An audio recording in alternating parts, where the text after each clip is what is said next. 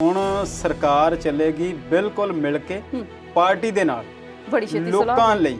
ਦੇਖੋ ਸੁਲ੍ਹਾ ਤੇ ਆਖਰ ਸੁਲ੍ਹਾ ਹੀ ਹੈ ਜੀ।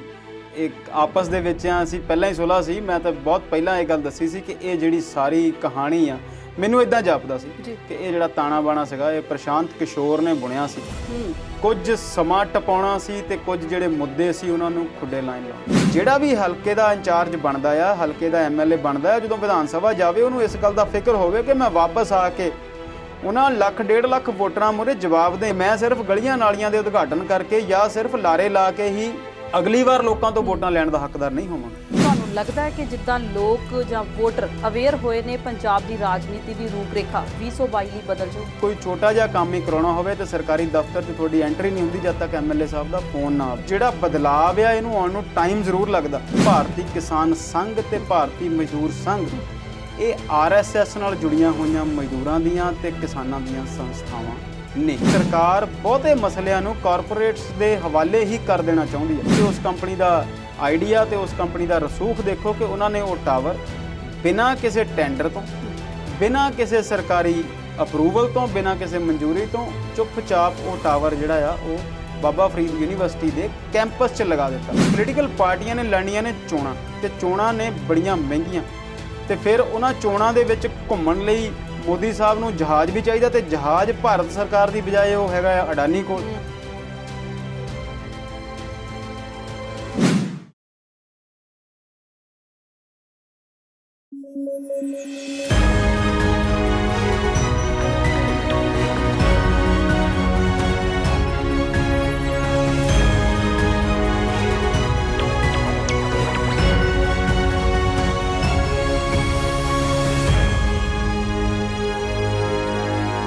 ਪੰਜਾਬੀ ਨੈਸ਼ਨਲ ਟੀਵੀ ਤੇ ਪ੍ਰੋਗਰਾਮ ਵਿਚਾਰ ਚਰਚਾ ਦੇਖ ਰਹੇ ਦਰਸ਼ਕਾਂ ਦਾ ਸਵਾਗਤ ਕਰਦੇ ਹਾਂ। ਹਰ ਵਾਰ ਦੀ ਤਰ੍ਹਾਂ ਅੱਜ ਫਿਰ ਕੁਝ ਭਖਦੇ ਹੋਏ ਮੁੱਦੇ ਤੇ ਚਲੰਤ ਮੁੱਦਿਆਂ ਤੇ ਚਰਚਾ ਕਰਾਂਗੇ।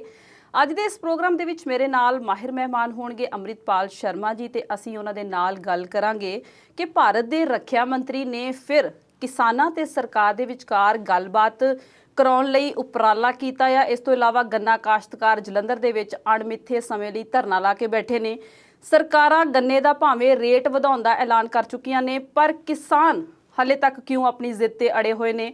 ਇਸ ਤੋਂ ਇਲਾਵਾ ਸੋਨੀਆ ਗਾਂਧੀ 15 ਸਰਕਾਰ ਵਿਰੋਧੀ ਪਾਰਟੀਆਂ ਦੇ ਨਾਲ ਬੈਠਕ ਕੀਤੀ ਹੈ। ਸੋਨੀਆ ਗਾਂਧੀ ਨੇ ਕੀ ਕੁਝ ਨਿਕਲਿਆ ਉਸ ਬੈਠਕ ਦੇ ਵਿੱਚੋਂ। ਇਸ ਤੋਂ ਇਲਾਵਾ ਸੋਨੀਆ ਗਾਂਧੀ ਨੇ 15 ਸਰਕਾਰ ਵਿਰੋਧੀ ਪਾਰਟੀਆਂ ਦੇ ਨਾਲ ਬੈਠਕ ਕੀਤੀ ਹੈ। ਕੀ ਕੁਝ ਅਹਿਮ ਰਿਹਾ ਉਸ ਬੈਠਕ 'ਚ, ਇਸ ਬਾਰੇ ਵੀ ਆਪਣੇ ਮਾਹਿਰ ਮਹਿਮਾਨ ਤੋਂ ਜਾਣਾਂਗੇ। ਤੇ ਹੋਰ ਵੀ ਬਹੁਤ ਸਾਰੇ ਮੁੱਦੇ ਨੇ ਜਿਹੜੇ ਅੱਜ ਦੇ ਪ੍ਰੋਗਰਾਮ 'ਚ ਵਿਚਾਰੇ ਜਾਣਗੇ। ਬਹੁਤਾ ਸਮਾਂ ਤੁਹਾਡਾ ਨਾ ਖਰਾਬ ਕਰਦੇ ਹੋਏ ਪ੍ਰੋਗਰਾਮ ਦੀ ਸ਼ੁਰੂਆਤ ਕਰ ਲੈਂਦੇ ਹਾਂ। ਸਤਿ ਸ਼੍ਰੀ ਅਕਾਲ ਸ਼ਰਮਾ ਜੀ, ਸਵਾਗਤ ਕਰਦੇ ਹਾਂ ਜੀ। ਸਤਿ ਸ਼੍ਰੀ ਅਕਾਲ ਸੁਵਲੀਨ ਜੀ, ਕੀ ਹਾਲ ਚਾਲ? ਬਹੁਤ ਵਧੀਆ, ਤੁਸੀਂ ਸੁਣਾਓ? ਬਸ ਸਭ ਠੀਕ ਠਾਕ। ਪੰਜਾਬ ਦੀ ਰਾਜਨੀਤੀ ਤੋਂ ਪ੍ਰੋਗਰਾਮ ਦੀ ਸ਼ੁਰੂਆਤ ਕਰਦੇ ਹਾਂ। ਮੈਂ ਹੁਣੇ ਸੁਣਿਆ ਕਿ ਪੰਜਾਬ ਕਾਂਗਰਸ ਜਿਹੜੀ ਆ ਹੁਣ ਮਿਲ ਕੇ ਚੱਲੂਗੀ। 10 ਮੈਂਬਰੀ ਇੱਕ ਇਹਨਾਂ ਨੇ ਆਪਣਾ ਗਰੁੱਪ ਬਣਾਇਆ ਆ, ਤੇ ਮੈਂ ਸੁਣਿਆ ਵੀ ਹੁਣ ਇਹਨਾਂ ਦੀ ਸੁਲ੍ਹਾ ਸਫਾਈ ਕਾਫੀ ਹੋ ਗਈ ਹੈ ਸਿੱਧੂ ਦੀ ਤੇ ਕੈਪਟਨ ਦੀ। ਬਿਲਕੁਲ ਜੀ, ਬਿਲਕੁਲ। ਹੁਣ ਸਰਕਾਰ ਚੱਲੇਗੀ ਬਿਲਕੁਲ ਮਿਲ ਕੇ ਪਾਰਟੀ ਦੇ ਨਾਲ ਬੜੀ ਛੇਤੀ ਲੋਕਾਂ ਲਈ। ਦੇਖੋ ਸੁਲ੍ਹਾ ਤੇ ਆਖਰ ਸੁਲ੍ਹਾ ਹੀ ਹੈ ਜੀ। ਇੱਕ ਆਪਸ ਦੇ ਵਿੱਚ ਆ, ਅਸੀਂ ਪਹਿਲਾਂ ਹੀ ਸੁਲ੍ਹਾ ਸੀ। ਮੈਂ ਤਾਂ ਬਹੁਤ ਪਹਿਲਾਂ ਇਹ ਗੱਲ ਦੱਸੀ ਸੀ ਕਿ ਇਹ ਜਿਹੜੀ ਸਾਰੀ ਕਹਾਣੀ ਆ, ਮੈਨੂੰ ਇਦਾਂ ਜਾਪਦਾ ਸੀ ਕਿ ਇਹ ਜਿਹੜਾ ਤਾਣਾ ਬਾਣਾ ਸੀਗਾ ਇਹ ਪ੍ਰਸ਼ਾਂਤ ਕਿਸ਼ੋਰ ਨੇ ਬੁਣਿਆ ਸੀ। ਕੁਝ ਸਮਾਂ ਟਪਾਉਣਾ ਸੀ ਤੇ ਕੁਝ ਜਿਹੜੇ ਮੁੱਦੇ ਸੀ ਉਹਨਾਂ ਨੂੰ ਖੁੱਡੇ ਲਾਈਨ ਲਾਉਣਾ ਸੀ। ਅੱਖਾਂ 'ਚ ਵੀ ਘੱਟਾ ਪਾਉਣਾ ਸੀ। ਵਿਰੋਧ ਜਿਹੜਾ ਲੋਕਾਂ ਨੂੰ ਲੱਗਦਾ ਸੀ ਕਿ ਸਰਕਾਰ ਨੇ ਕੁਝ 4 ਸਾਲ 4.5 ਸਾਲ ਕੀਤਾ ਨਹੀਂ, ਉਸ ਚੀਜ਼ ਨੂੰ ਬਿਲਕੁਲ ਤੁਹਾਡੀ ਗੱਲ ਠੀਕ ਹੈ। ਤੁਸੀਂ ਉਹਨੂੰ ਪੰਜਾਬੀ ਭਾਸ਼ਾ 'ਚ ਕਹਿੰਦੇ ਆ ਅੱਖਾਂ 'ਚ ਘੱਟਾ ਪਾਉਣਾ, ਜਰਨਲਿਜ਼ਮ ਦੇ ਵਿੱਚ ਉਹਨੂੰ ਕਹਿ ਦਿੰਦੇ ਆ ਆਈ ਵਾਸ਼। ਅਸਲ ਮੁੱਦਿਆਂ ਤੋਂ ਤੁਹਾਡਾ ਧਿਆਨ ਭਟਕਾ ਕੇ ਤੇ ਕਿਸੇ ਹੋਰ ਪਾਸੇ ਲਾ ਦੇਣਾ। ਬੀਤੇ 'ਚ ਅਜਿਹੀਆਂ ਹਜ਼ਾਰਾਂ ਲੱਖਾਂ ਮਿਸਾਲਾਂ ਮਿਲਦੀਆਂ ਨੇ ਜਦੋਂ ਮੁੱਦੇ ਕਿਤੇ ਹੋਰ ਹੋਣ ਤੇ ਸਵੇਰੇ ਕੋਈ ਘਟਨਾ ਇਹੋ ਜਿਹੀ ਹੋ ਜਾਏ ਤੇ ਸਾਰੀਆਂ ਗੱਲਾਂ ਜਿਹੜੀਆਂ ਨੇ ਉਹ ਉਸ ਘਟਨਾ ਦੇ ਪਿੱਛੇ ਫਿਰ ਦੱਬੀਆਂ ਜਾਂਦੀਆਂ ਨੇ। ਮੋਦੀ ਸਾਹਿਬ ਦੀ ਚੋਣਾਂ ਦੀ ਗੱਲ ਕਰੀਏ ਤੇ ਪੂਰੇ ਦੇਸ਼ ਦੇ ਵਿੱਚ ਬਹੁਤ ਸਾਰੇ ਮੁੱਦੇ ਜਿਹੜੇ ਸੀ ਛਾਏ ਹੋਏ ਸੀ, ਤੇ ਅਚਾਨਕ ਜੰਮੂ ਕਸ਼ਮੀਰ 'ਚ ਇੱਕ ਬੰਬ ਧਮਾਕਾ ਹੁੰਦਾ ਆ, ਕੁਝ ਫੌਜ ਦੇ ਜਵਾਨ ਮਾਰੇ ਜਾਂਦੇ ਨੇ, ਤੇ ਜਿਹੜੀਆਂ ਚੋਣਾਂ ਦਾ ਜਿਹੜਾ ਸਾਰਾ ਗਣਿਤ ਜਿਹੜਾ ਆ ਉਹ ਬਦਲ ਜਾਂਦਾ ਹੈ। ਤੇ ਉਸ ਤੋਂ ਵੀ ਪਿੱਛੇ ਮਨਮੋਹਨ ਸਿੰਘ ਗੌਰਮੈਂਟ ਦੀ ਜੇ ਗੱਲ ਕਰੀਏ, 2G ਸਕੈਮ, 3G ਸਕੈਮ, ਕੋਲ ਘਟਾਲਾ ਬਿਲਕੁਲ ਛਾਏ ਹੋਏ ਸੀ ਉਹਨਾਂ ਦਿਨਾਂ ਦੇ ਵਿੱਚ। ਤੇ ਅਗਲੇ ਦਿਨ ਅਖਬਾਰ ਦੇ ਵਿੱਚ ਇੱਕ ਖਬਰ ਆਉਂਦੀ ਆ ਕਸਾਬ ਨੂੰ ਫਾਂਸੀ, ਤੇ ਸਾਰੇ ਦੇਸ਼ ਦਾ ਧਿਆਨ ਜਿਹੜਾ ਆ ਉਹ ਉਹਨਾਂ ਭ੍ਰਿਸ਼ਟਾਚਾਰ ਦੇ ਮੁੱਦਿਆਂ ਤੋਂ ਹਟ ਕੇ ਆਤੰਕਵਾਦ ਦੇ ਮੁੱਦਿਆਂ ਤੇ ਆ ਜਾਂਦਾ, ਤੇ ਲੋਕੀ ਕਹਿਣ ਲੱਗ ਜਾਂਦੇ ਕਿ ਬਹੁਤ ਚੰਗਾ ਹੋਇਆ ਅੱਤਵਾਦੀਆਂ ਨੂੰ ਫਾਂਸੀ ਜਿਹੜੀ ਆ ਉਹ ਦੇ ਦਿੱਤੀ ਜੀ, ਗਈ। ਜੀ। ਇਹ ਤਾਂ ਇੱਕ ਦੋ ਉਦਾਹਰਣ ਆ। ਜੇ ਤੁਸੀਂ ਭਾਰਤ ਦੀ ਗੱਲ ਕਰੋ ਤੇ ਭਰਿਆ ਪਈਆਂ ਸਾਡਾ ਇਤਿਹਾਸ, ਰਾਜਨੀਤੀ ਦਾ ਇਤਿਹਾਸ ਇਹੋ ਜਿਹੀਆਂ ਗੱਲਾਂ ਦੇ ਨਾਲ। ਹੁਣ ਤੁਸੀਂ ਅੱਜ ਦੀ ਗੱਲ ਕੀਤੀ ਆ, ਸਿੱਧੂ ਸਾਹਿਬ ਨੇ ਪਾਰਟੀ ਪ੍ਰਧਾਨ ਬਣਨ ਤੋਂ ਬਾਅਦ ਕੈਪਟਨ ਸਾਹਿਬ ਨਾਲ ਫੇਰ ਇੱਕ ਵਾਰ ਮੁਲਾਕਾਤ ਕੀਤੀ ਹੈ। ਪਹਿਲੀ ਵਾਰ ਕੀਤੀ ਹੈ ਸ਼ਾਇਦ ਕਿ ਦੂਜੀ ਵਾਰ ਕੀਤੀ ਹੈ, ਪਰ ਉਹਨਾਂ ਦੇ 60ਵਾਂ ਫਾਰਮ ਤੇ ਜਾ ਕੇ ਮੀਟਿੰਗ ਕੀਤੀ ਆ। ਪ੍ਰਗਟ ਸਿੰਘ ਜਿਨ੍ਹਾਂ ਨੂੰ ਉਹਨਾਂ ਨੇ ਜਨਰਲ ਸੈਕਟਰੀ ਬਣਾਇਆ ਉਹ ਵੀ ਨਾਲ ਸੀ, ਤੇ ਕੁਲਜੀਤ ਸਿੰਘ ਨਾਗਰਾ ਜੀ ਵੀ ਨਾਲ ਸੀ, ਕੈਪਟਨ ਸਾਹਿਬ ਵੀ ਉੱਥੇ ਸੀ, ਕੁਝ ਲੋਕ ਹੋਰ ਵੀ ਉੱਥੇ ਹੋਣਗੇ ਜੀ।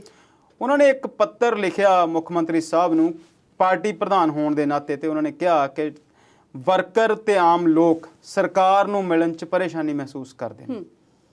ਤੇ ਫਿਰ ਕੈਪਟਨ ਸਾਹਿਬ ਨੇ ਤੁਰੰਤ ਉਹ ਮੰਗ ਜਿਹੜੀ ਉਹ ਮੰਨ ਕੇ ਕਿਹਾ ਕਿ ਹਰ ਸੋਮਵਾਰ ਸੈਕਟਰੀਏਟ ਦੇ ਵਿੱਚ ਸਵੇਰੇ 11 ਤੋਂ ਲੈ ਕੇ 2 ਵਜੇ ਤੱਕ ਯਾਨੀ ਕਿ 3 ਘੰਟੇ ਸਾਰੇ ਹੀ ਮਿਨਿਸਟਰ ਜਿਹੜੇ ਆ ਉਹ ਆਪਣੇ ਦਫ਼ਤਰ 'ਚ ਮਿਲਣਗੇ, ਤੇ ਆਮ ਲੋਕ ਤੇ ਸਰਕਾਰੀ ਵਰਕਰ, ਕਾਂਗਰਸੀ ਵਰਕਰ ਉਹਨਾਂ ਨੂੰ ਮਿਲ ਕੇ ਆਪਣੀਆਂ ਸਮੱਸਿਆਵਾਂ ਜਿਹੜੀਆਂ ਉਹ ਦੱਸ ਸਕਣਗੇ।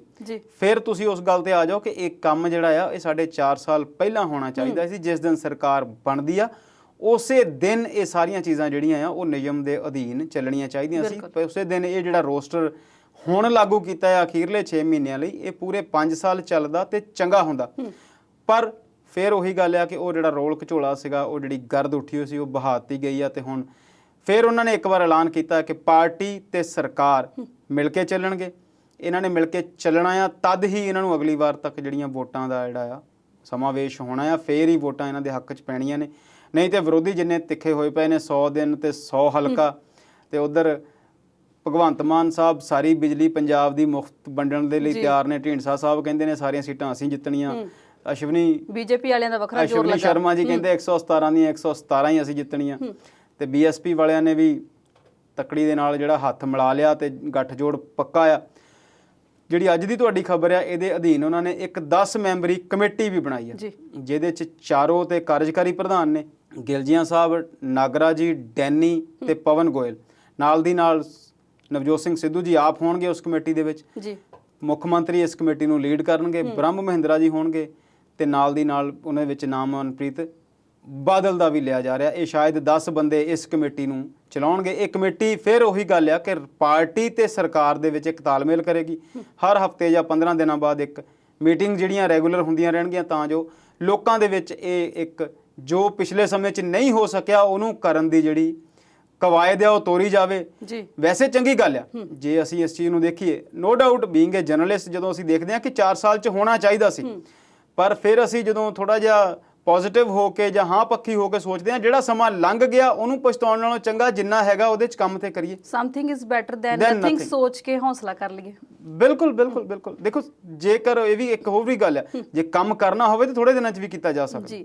ਜੇ ਕੁਝ ਚੀਜ਼ਾਂ ਠੀਕ ਕਰਨੀਆਂ ਹੋਣ ਤੇ ਉਹ ਹੋ ਸਕਦੀਆਂ ਨੇ, ਏਡੀ ਵੱਡੀ ਗੱਲ ਨਹੀਂ ਹੈ। ਕੀਤਿਆਂ ਸਭ ਕੁਝ ਹੋ ਜਾਂਦਾ। ਬਿਲਕੁਲ ਬਿਲਕੁਲ। ਇਸ ਤੋਂ ਪਹਿਲਾਂ ਕਿ ਮੈਂ 100 ਦਿਨ ਤੇ 100 ਹਲਕਿਆਂ ਵਾਲੇ ਬੰਦਿਆਂ ਦੀ ਗੱਲ ਕਰਾਂ, ਗੱਲ ਕਰਨਾ ਚਾਹੂੰਗੀ ਮਾਲਵਿੰਦਰ ਸਿੰਘ ਮਾਲੀ ਦੀ। ਸਿੱਧੂ ਦੇ ਸਲਾਹਕਾਰ ਨੇ, ਤੇ ਜਦੋਂ ਦੇ ਸਲਾਹਕਾਰ ਬਣੇ ਨੇ 2 ਵਿਵਾਦਤ ਬਿਆਨ ਦੇ ਦਿੱਤੇ ਨੇ। ਪਹਿਲਾਂ ਕਸ਼ਮੀਰ ਨੂੰ ਲੈ ਕੇ ਤੇ ਕੱਲ ਉਹਨਾਂ ਤਾਲਿਬਾਨ ਨੂੰ ਲੈ ਕੇ ਦਿੱਤਾ। ਕਿ ਉਹ ਇਦਾਂ ਸੋਚਦੇ ਨੇ ਵੀ ਸਲਾਮਾਂ ਬਾਅਦ ਚ ਦਊਂਗਾ, ਪਹਿਲਾਂ ਲੋਕ ਮੈਨੂੰ ਚੰਗੀ ਤਰ੍ਹਾਂ ਜਾਣ ਲੈਣ ਮੈਂ ਕੌਣ ਆ। ਦੇਖੋ ਦੋਨੋਂ ਗੱਲਾਂ ਤੁਹਾਡੀਆਂ ਠੀਕ ਨੇ। ਕਈ ਵਾਰ ਇਦਾਂ ਵੀ ਹੁੰਦੀ ਆ ਕਿ ਅਸੀਂ ਪ੍ਰਸਿੱਧੀ ਲੈਣ ਲਈ ਜਾਂ ਫੇਮਸ ਹੋਣ ਲਈ ਵੀ ਇਹੋ ਜਿਹਾ ਬਿਆਨ ਦਿੰਦੇ ਆ, ਤੇ ਦੂਸਰੀ ਗੱਲ ਇਹ ਵੀ ਆ ਕਿ ਸਾਡੇ ਬਿਆਨ ਨੂੰ ਇੰਪੋਰਟੈਂਸ ਇਸ ਕਰਕੇ ਮਿਲਦੀ ਆ ਕਿ ਅਸੀਂ ਹੁਣ ਕੀ ਹਾਂ, ਉਸ ਅਹੁਦੇ ਕਰਕੇ ਹੀ ਉਹ ਬਿਆਨ ਤੁਹਾਡੇ ਤੱਕ ਪਹੁੰਚਿਆ। ਨਹੀਂ ਤੇ ਉਵੇਂ ਸ਼ਾਇਦ ਉਹ ਇਹ ਸੋਚ ਰੱਖਦੇ ਹੋਣ।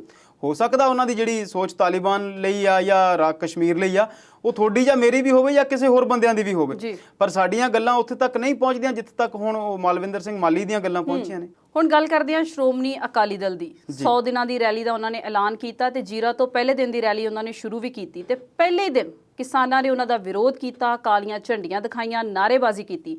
ਕੀ ਇਹ ਰਵਾਇਤੀ ਪਾਰਟੀਆਂ ਸੂਬੇ ਦੀ ਜਨਤਾ ਦੇ ਨੱਕੋ ਮੂੰਹੋਂ ਲੱਥ ਗਈਆਂ ਨੇ? ਕੀ ਚਾਹੁੰਦੇ ਨੇ ਹੁਣ ਪੰਜਾਬ ਦੇ ਲੋਕ? ਦੇਖੋ ਜਦੋਂ ਅਸੀਂ ਕਿਸਾਨ ਅੰਦੋਲਨ ਕਵਰ ਕਰਦੇ ਸੀ ਜਾਂ ਉਹਨੂੰ ਦੇਖਦੇ ਸੀ, ਉਹ ਸ਼ੁਰੂਆਤ ਹੋਈ ਸੀ ਤੇ ਉਸ ਤੋਂ ਕੁਝ ਮਹੀਨੇ ਲਗਾਤਾਰ ਚੱਲਦਾ ਰਿਹਾ, ਹਾਲੇ ਵੀ ਚੱਲ ਰਿਹਾ। ਹੁਣ ਤੇ ਮਹੀਨੇ ਵੀ ਗਿਣਨੇ ਛੱਡ ਗਏ ਕਿ 8 ਮਹੀਨੇ ਹੋ ਗਏ ਕਿ 9 ਮਹੀਨੇ ਹੋ ਗਏ ਜਾਂ 10 ਮਹੀਨੇ ਹੋ ਗਏ। ਪਰ ਇਹ ਬਹੁਤ ਸਾਰੇ ਵਿਦਵਾਨਾਂ ਦਾ ਤੇ ਬਹੁਤ ਸਾਰੀ ਰਾਜਨੀਤੀ 'ਚ ਰੁਚੀ ਰੱਖਣ ਵਾਲੇ ਲੋਕਾਂ ਦਾ ਇਹ ਕਹਿਣਾ ਸੀਗਾ ਕਿ ਇਸ ਅੰਦੋਲਨ ਦੇ ਵਿੱਚੋਂ ਇੱਕ ਨਵੀਂ ਤਰ੍ਹਾਂ ਦੀ ਰਾਜਨੀਤਿਕ ਚੇਤਨਤਾ ਜਿਹੜੀ ਆ ਉਹ ਸਾਹਮਣੇ ਆਵੇਗੀ ਨਿਕਲ ਕੇ। ਇਸ ਅੰਦੋਲਨ ਨੇ ਆਪਣੇ ਜਿਹੜੇ ਫੈਸਲੇ ਨੇ ਉਹ ਹੱਲ ਕਰਵਾ ਹੀ ਲੈਣੇ ਨੇ। ਉਹ ਥੋੜਾ ਲੇਟ ਹੋ ਸਕਦੇ ਨੇ ਜਾਂ ਥੋੜੇ ਬਹੁਤੇ ਉਹਨਾਂ ਫੈਸਲਿਆਂ ਵਿੱਚ ਰੱਦੋ ਬਦਲ ਹੋ ਸਕਦੀ ਹੈ, ਪਰ ਇਸ ਅੰਦੋਲਨ ਨੇ ਜਿਹੜੀ ਤੁਸੀਂ ਗੱਲ ਕੀਤੀ ਆ ਰਵਾਇਤੀ ਪਾਰਟੀਆਂ ਲੱਥਿਆ ਉਹਨਾਂ ਦੇ ਮੂੰਹੋਂ ਜਾਂ ਨਹੀਂ ਲੱਥੀਆਂ, ਪਰ ਸ਼ੀਸ਼ਾ ਤੇ ਦਿਖਾਇਆ। ਵੋਟਾਂ ਸ਼ਾਇਦ ਇਹ ਲੋਕਾਂ ਨੇ ਫਿਰ ਇਹਨਾਂ ਰਾਜਨੀਤਿਕ ਪਾਰਟੀਆਂ ਨੂੰ ਪਾਉਣੀਆਂ ਨੇ, ਪਰ ਇਹਨਾਂ ਰਾਜਨੀਤਿਕ ਪਾਰਟੀਆਂ ਨੂੰ ਇੱਕ ਵਾਰ ਸੋਚਣ ਲਈ ਮਜਬੂਰ ਜ਼ਰੂਰ ਕੀਤਾ ਜਾਵੇਗਾ ਇਹਨਾਂ ਕਾਰਨਾਂ ਕਰਕੇ।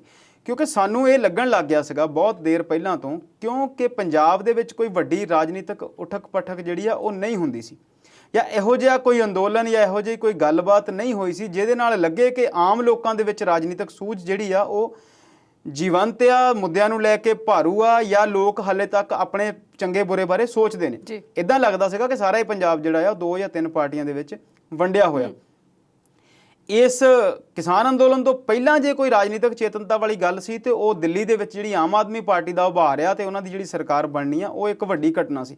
ਤੇ ਮੈਂ ਇਹ ਗੱਲ ਪਹਿਲਾਂ ਵੀ ਕਹਿੰਦਾ ਸੀ ਕਿ ਹੋਰ ਕੁਝ ਹੋਵੇ ਨਾ ਹੋਵੇ, ਆਮ ਆਦਮੀ ਪਾਰਟੀ ਦੀ ਸਰਕਾਰ ਪੂਰੇ ਹਿੰਦੁਸਤਾਨ 'ਚ ਆਵੇ ਜਾਂ ਨਾ ਆਵੇ, ਪਰ ਬਹੁਤ ਸਾਰੀਆਂ ਰਾਜਨੀਤਿਕ ਪਾਰਟੀਆਂ ਨੂੰ ਸੋਚਣ ਲਈ ਜ਼ਰੂਰ ਮਜਬੂਰ ਕਰਨਗੇ ਕਿ ਜਿਹੜੇ ਤੁਹਾਡੇ ਵਿਚਾਰ ਨੇ, ਜਿਹੜੇ ਤੁਹਾਡੇ ਇਰਾਦੇ ਨੇ, ਜਿਹੜੀਆਂ ਤੁਹਾਡੀਆਂ ਪਾਲਿਸੀਆਂ ਨੇ ਉਹ ਲੋਕ ਪੱਖੀ ਹੋਣਗੀਆਂ। ਜੇ ਤੁਸੀਂ ਚੰਗੇ ਕੰਮ ਕਰੋਗੇ ਤਾਂ ਹੀ ਲੋਕ ਤੁਹਾਡੇ ਵੱਲ ਜੁੜਨਗੇ ਜੀ। ਹੁਣ ਤੁਸੀਂ ਉਹ 100 ਦਿਨ ਦੀ ਯਾਤਰਾ ਦੀ ਗੱਲ ਕੀਤੀ ਹੈ ਤੇ ਜਦੋਂ ਵੀ ਕਿਸਾਨੀ ਅੰਦੋਲਨ ਸ਼ੁਰੂ ਹੋਣ ਤੋਂ ਬਾਅਦ ਲੀਡਰ ਬਾਹਰ ਨਿਕਲਦੇ ਨੇ ਤੇ ਇਹਨਾਂ ਨੂੰ ਇੱਕ ਸੋਚ ਜਿਹੜੀ ਆ ਉਹ ਜ਼ਰੂਰ ਪਈ ਰਹਿੰਦੀ ਹੈ। ਚੁਟਕਲੇ ਬਣ ਗਏ ਕਿ ਬੀਜੇਪੀ ਦੀ ਜਿਹੜੀ ਮੈਂਬਰਸ਼ਿਪ ਉਹ ਲੈ ਲਓ ਤੇ ਤੁਸੀਂ ਘਰੋਂ ਬਾਹਰ ਨਹੀਂ ਨਿਕਲੋਗੇ, ਘਰੇ ਹੀ ਰਹੋਗੇ, ਤੁਹਾਡੇ ਘਰ ਦੇ ਸੌਖੇ ਰਹਿਣਗੇ ਜੀ। ਹੁਣ ਜਦੋਂ ਸੁਖਬੀਰ ਸਿੰਘ ਬਾਦਲ ਨੇ 100 ਦਿਨ ਤੇ 100 ਹਲਕੇ ਦੀ ਯਾਤਰਾ ਸ਼ੁਰੂਆਤ ਕੀਤੀ ਹੈ, ਉਹਨਾਂ ਦਾ ਸਿਰਫ ਵਿਰੋਧ ਹੀ ਨਹੀਂ ਹੋਇਆ, ਉਹਨਾਂ ਨੂੰ ਇੱਕ ਜਗ੍ਹਾ ਤੇ ਰੋਕ ਕੇ ਕਿਸਾਨ ਆਗੂਆਂ ਨੇ ਬੜੀ ਸੰਜੀਦਗੀ ਦੇ ਨਾਲ ਮਾਈਕ ਲੈ ਕੇ ਉਹਨਾਂ ਤੋਂ ਸਵਾਲ ਪੁੱਛੇ ਨੇ ਜੀ। ਹਾਲਾਂਕਿ ਉਹ ਬਹੁਤ ਸਮਝਦਾਰ, ਸੂਝਵਾਨ ਤੇ ਪੰਜਾਬ ਦੀਆਂ ਸਮੱਸਿਆਵਾਂ ਨੂੰ ਜਾਣਨ ਵਾਲੇ ਸਿਆਸਤਦਾਨ ਨੇ, ਉਹਨਾਂ ਨੇ ਚੰਗੇ ਤਰੀਕੇ ਨਾਲ ਜਵਾਬ ਦੇਣ ਦੀ ਕੋਸ਼ਿਸ਼ ਕੀਤੀ। ਪਰ ਜਦੋਂ ਤੁਸੀਂ ਉਸ 1-2 ਮਿੰਟ 3 ਮਿੰਟ ਦੀ ਵੀਡੀਓ ਨੂੰ ਸੁਣਦੇ ਆ ਤੇ ਇਹ ਗੱਲ ਸਮਝ ਆਉਂਦੀ ਆ ਕਿ ਜੇਕਰ ਲੋਕ ਇਸ ਤਰੀਕੇ ਨਾਲ ਉਹਨਾਂ ਨੂੰ ਸਵਾਲ ਪੁੱਛਣੇ ਸ਼ੁਰੂ ਕਰ ਦੇਣਗੇ ਤਾਂ ਫਿਰ ਉਹ ਘਰ ਜਾ ਕੇ ਵੀ ਚੈਨ ਨਾਲ ਨਹੀਂ ਬੈਠਣਗੇ। ਉਹਨਾਂ ਨੂੰ ਸੋਚਣਾ ਪਵੇਗਾ ਇਸ ਗੱਲ ਤੇ ਕਿ ਗੱਲ ਕਿੱਧਰ ਜਾ ਰਹੀ ਆ ਤੇ ਅਸੀਂ ਇਹਨਾਂ ਸਮੱਸਿਆਵਾਂ ਦੇ ਹੱਲ ਲਈ ਜੋ ਕੁਝ ਕਰ ਰਹੇ ਹਾਂ, ਜੋ ਕੁਝ ਕਹਿ ਰਹੇ ਹਾਂ, ਉਹ ਕਿੰਨਾ ਠੀਕ ਆ ਤੇ ਕਿੰਨਾ ਗਲਤ ਹੈ ਜੀ। ਪੰਜਾਬ ਦੀ ਸਿਆਸਤ ਦੇ ਕੁਝ ਵਰਕੇ ਅਜੇ ਹੋਰ ਵੀ ਫੋਲਾਂਗੇ, ਪਰ ਇਸ ਵੇਲੇ ਵੇਲਾ ਹੋ ਗਿਆ ਇੱਕ ਛੋਟੇ ਜਿਹੇ ਵਕਫੇ ਦਾ। ਜਲਦ ਹਾਜ਼ਰ ਹੁੰਦੇ ਹਾਂ।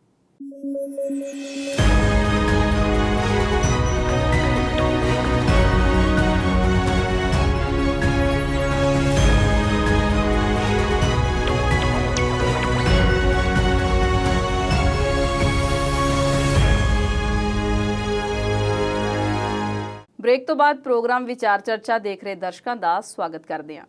ਸ਼ਰਮਾ ਜੀ, ਬ੍ਰੇਕ ਤੋਂ ਪਹਿਲਾਂ ਤੁਸੀਂ ਦੱਸਿਆ ਵੀ ਕਿਸਾਨਾਂ ਨੇ ਅਕਾਲੀ ਦਲ ਨੂੰ ਘੇਰ ਕੇ ਸਵਾਲ ਪੁੱਛੇ ਤੇ ਹੁਣ ਸਾਡੇ ਦਰਸ਼ਕਾਂ ਨੂੰ ਇਹ ਵੀ ਦੱਸੋ ਵੀ ਸਵਾਲ ਪੁੱਛੇ ਕਿਹੜੇ? ਦੇਖੋ, ਸਵਾਲ ਉਹਨਾਂ ਨੇ ਜਿਹੜੇ ਪੁੱਛੇ ਨੇ ਉਹ ਇਸ ਗੱਲ ਦੀ ਹਾਮੀ ਭਰਦੇ ਨੇ ਕਿ ਲੋਕ ਇਹਨਾਂ ਸਵਾਲਾਂ ਨੂੰ ਜਾਂ ਤੁਹਾਡੇ ਲਾਰਿਆਂ ਨੂੰ ਜਾਂ ਤੁਹਾਡੇ ਲਾਇਕ ਦਿੱਤੇ ਹੋਏ ਵਾਅਦਿਆਂ ਨੂੰ ਕਿੰਨੇ ਗੌਰ ਨਾਲ ਸੁਣਦੇ ਨੇ, ਦੇਖਦੇ ਨੇ, ਤੇ ਲੋਕ ਹੁਣ ਆਪਣੀਆਂ ਹੱਕਾਂ ਲਈ ਜਾਂ ਕਿਸਾਨ ਜਥੇਬੰਦੀਆਂ ਦੇ ਜਿਹੜੇ ਆਗੂ ਨੇ ਜਾਂ ਕਿਸਾਨ ਲੀਡਰ ਨੇ ਉਹ ਇਹਨਾਂ ਗੱਲਾਂ ਨੂੰ ਹੁਣ ਸਿਰਫ ਸੁਣ ਕੇ ਤਾੜੀਆਂ ਨਹੀਂ ਮਾਰਦੇ, ਇਹਨਾਂ ਦੇ ਉੱਤੇ ਉਹ ਕਿੰਤੂ ਪਰੰਤੂ ਵੀ ਕਰਦੇ ਨੇ ਤੇ ਆਪਣੀ ਸੋਚ ਵੀ ਰੱਖਦੇ ਨੇ। ਸੁਖਬੀਰ ਸਿੰਘ ਬਾਦਲ ਨੇ ਜਿਹੜੇ 13 ਨੁਕਤੇ ਦੱਸੇ ਸੀ, ਉਹਨਾਂ ਨੇ ਕਿਹਾ ਸੀਗਾ ਕਿ ਅਸੀਂ ਹਰ ਸਾਲ 1 ਲੱਖ ਸਰਕਾਰੀ ਨੌਕਰੀ ਤੇ 10 ਲੱਖ ਪ੍ਰਾਈਵੇਟ ਨੌਕਰੀ ਦੇਵਾਂਗੇ।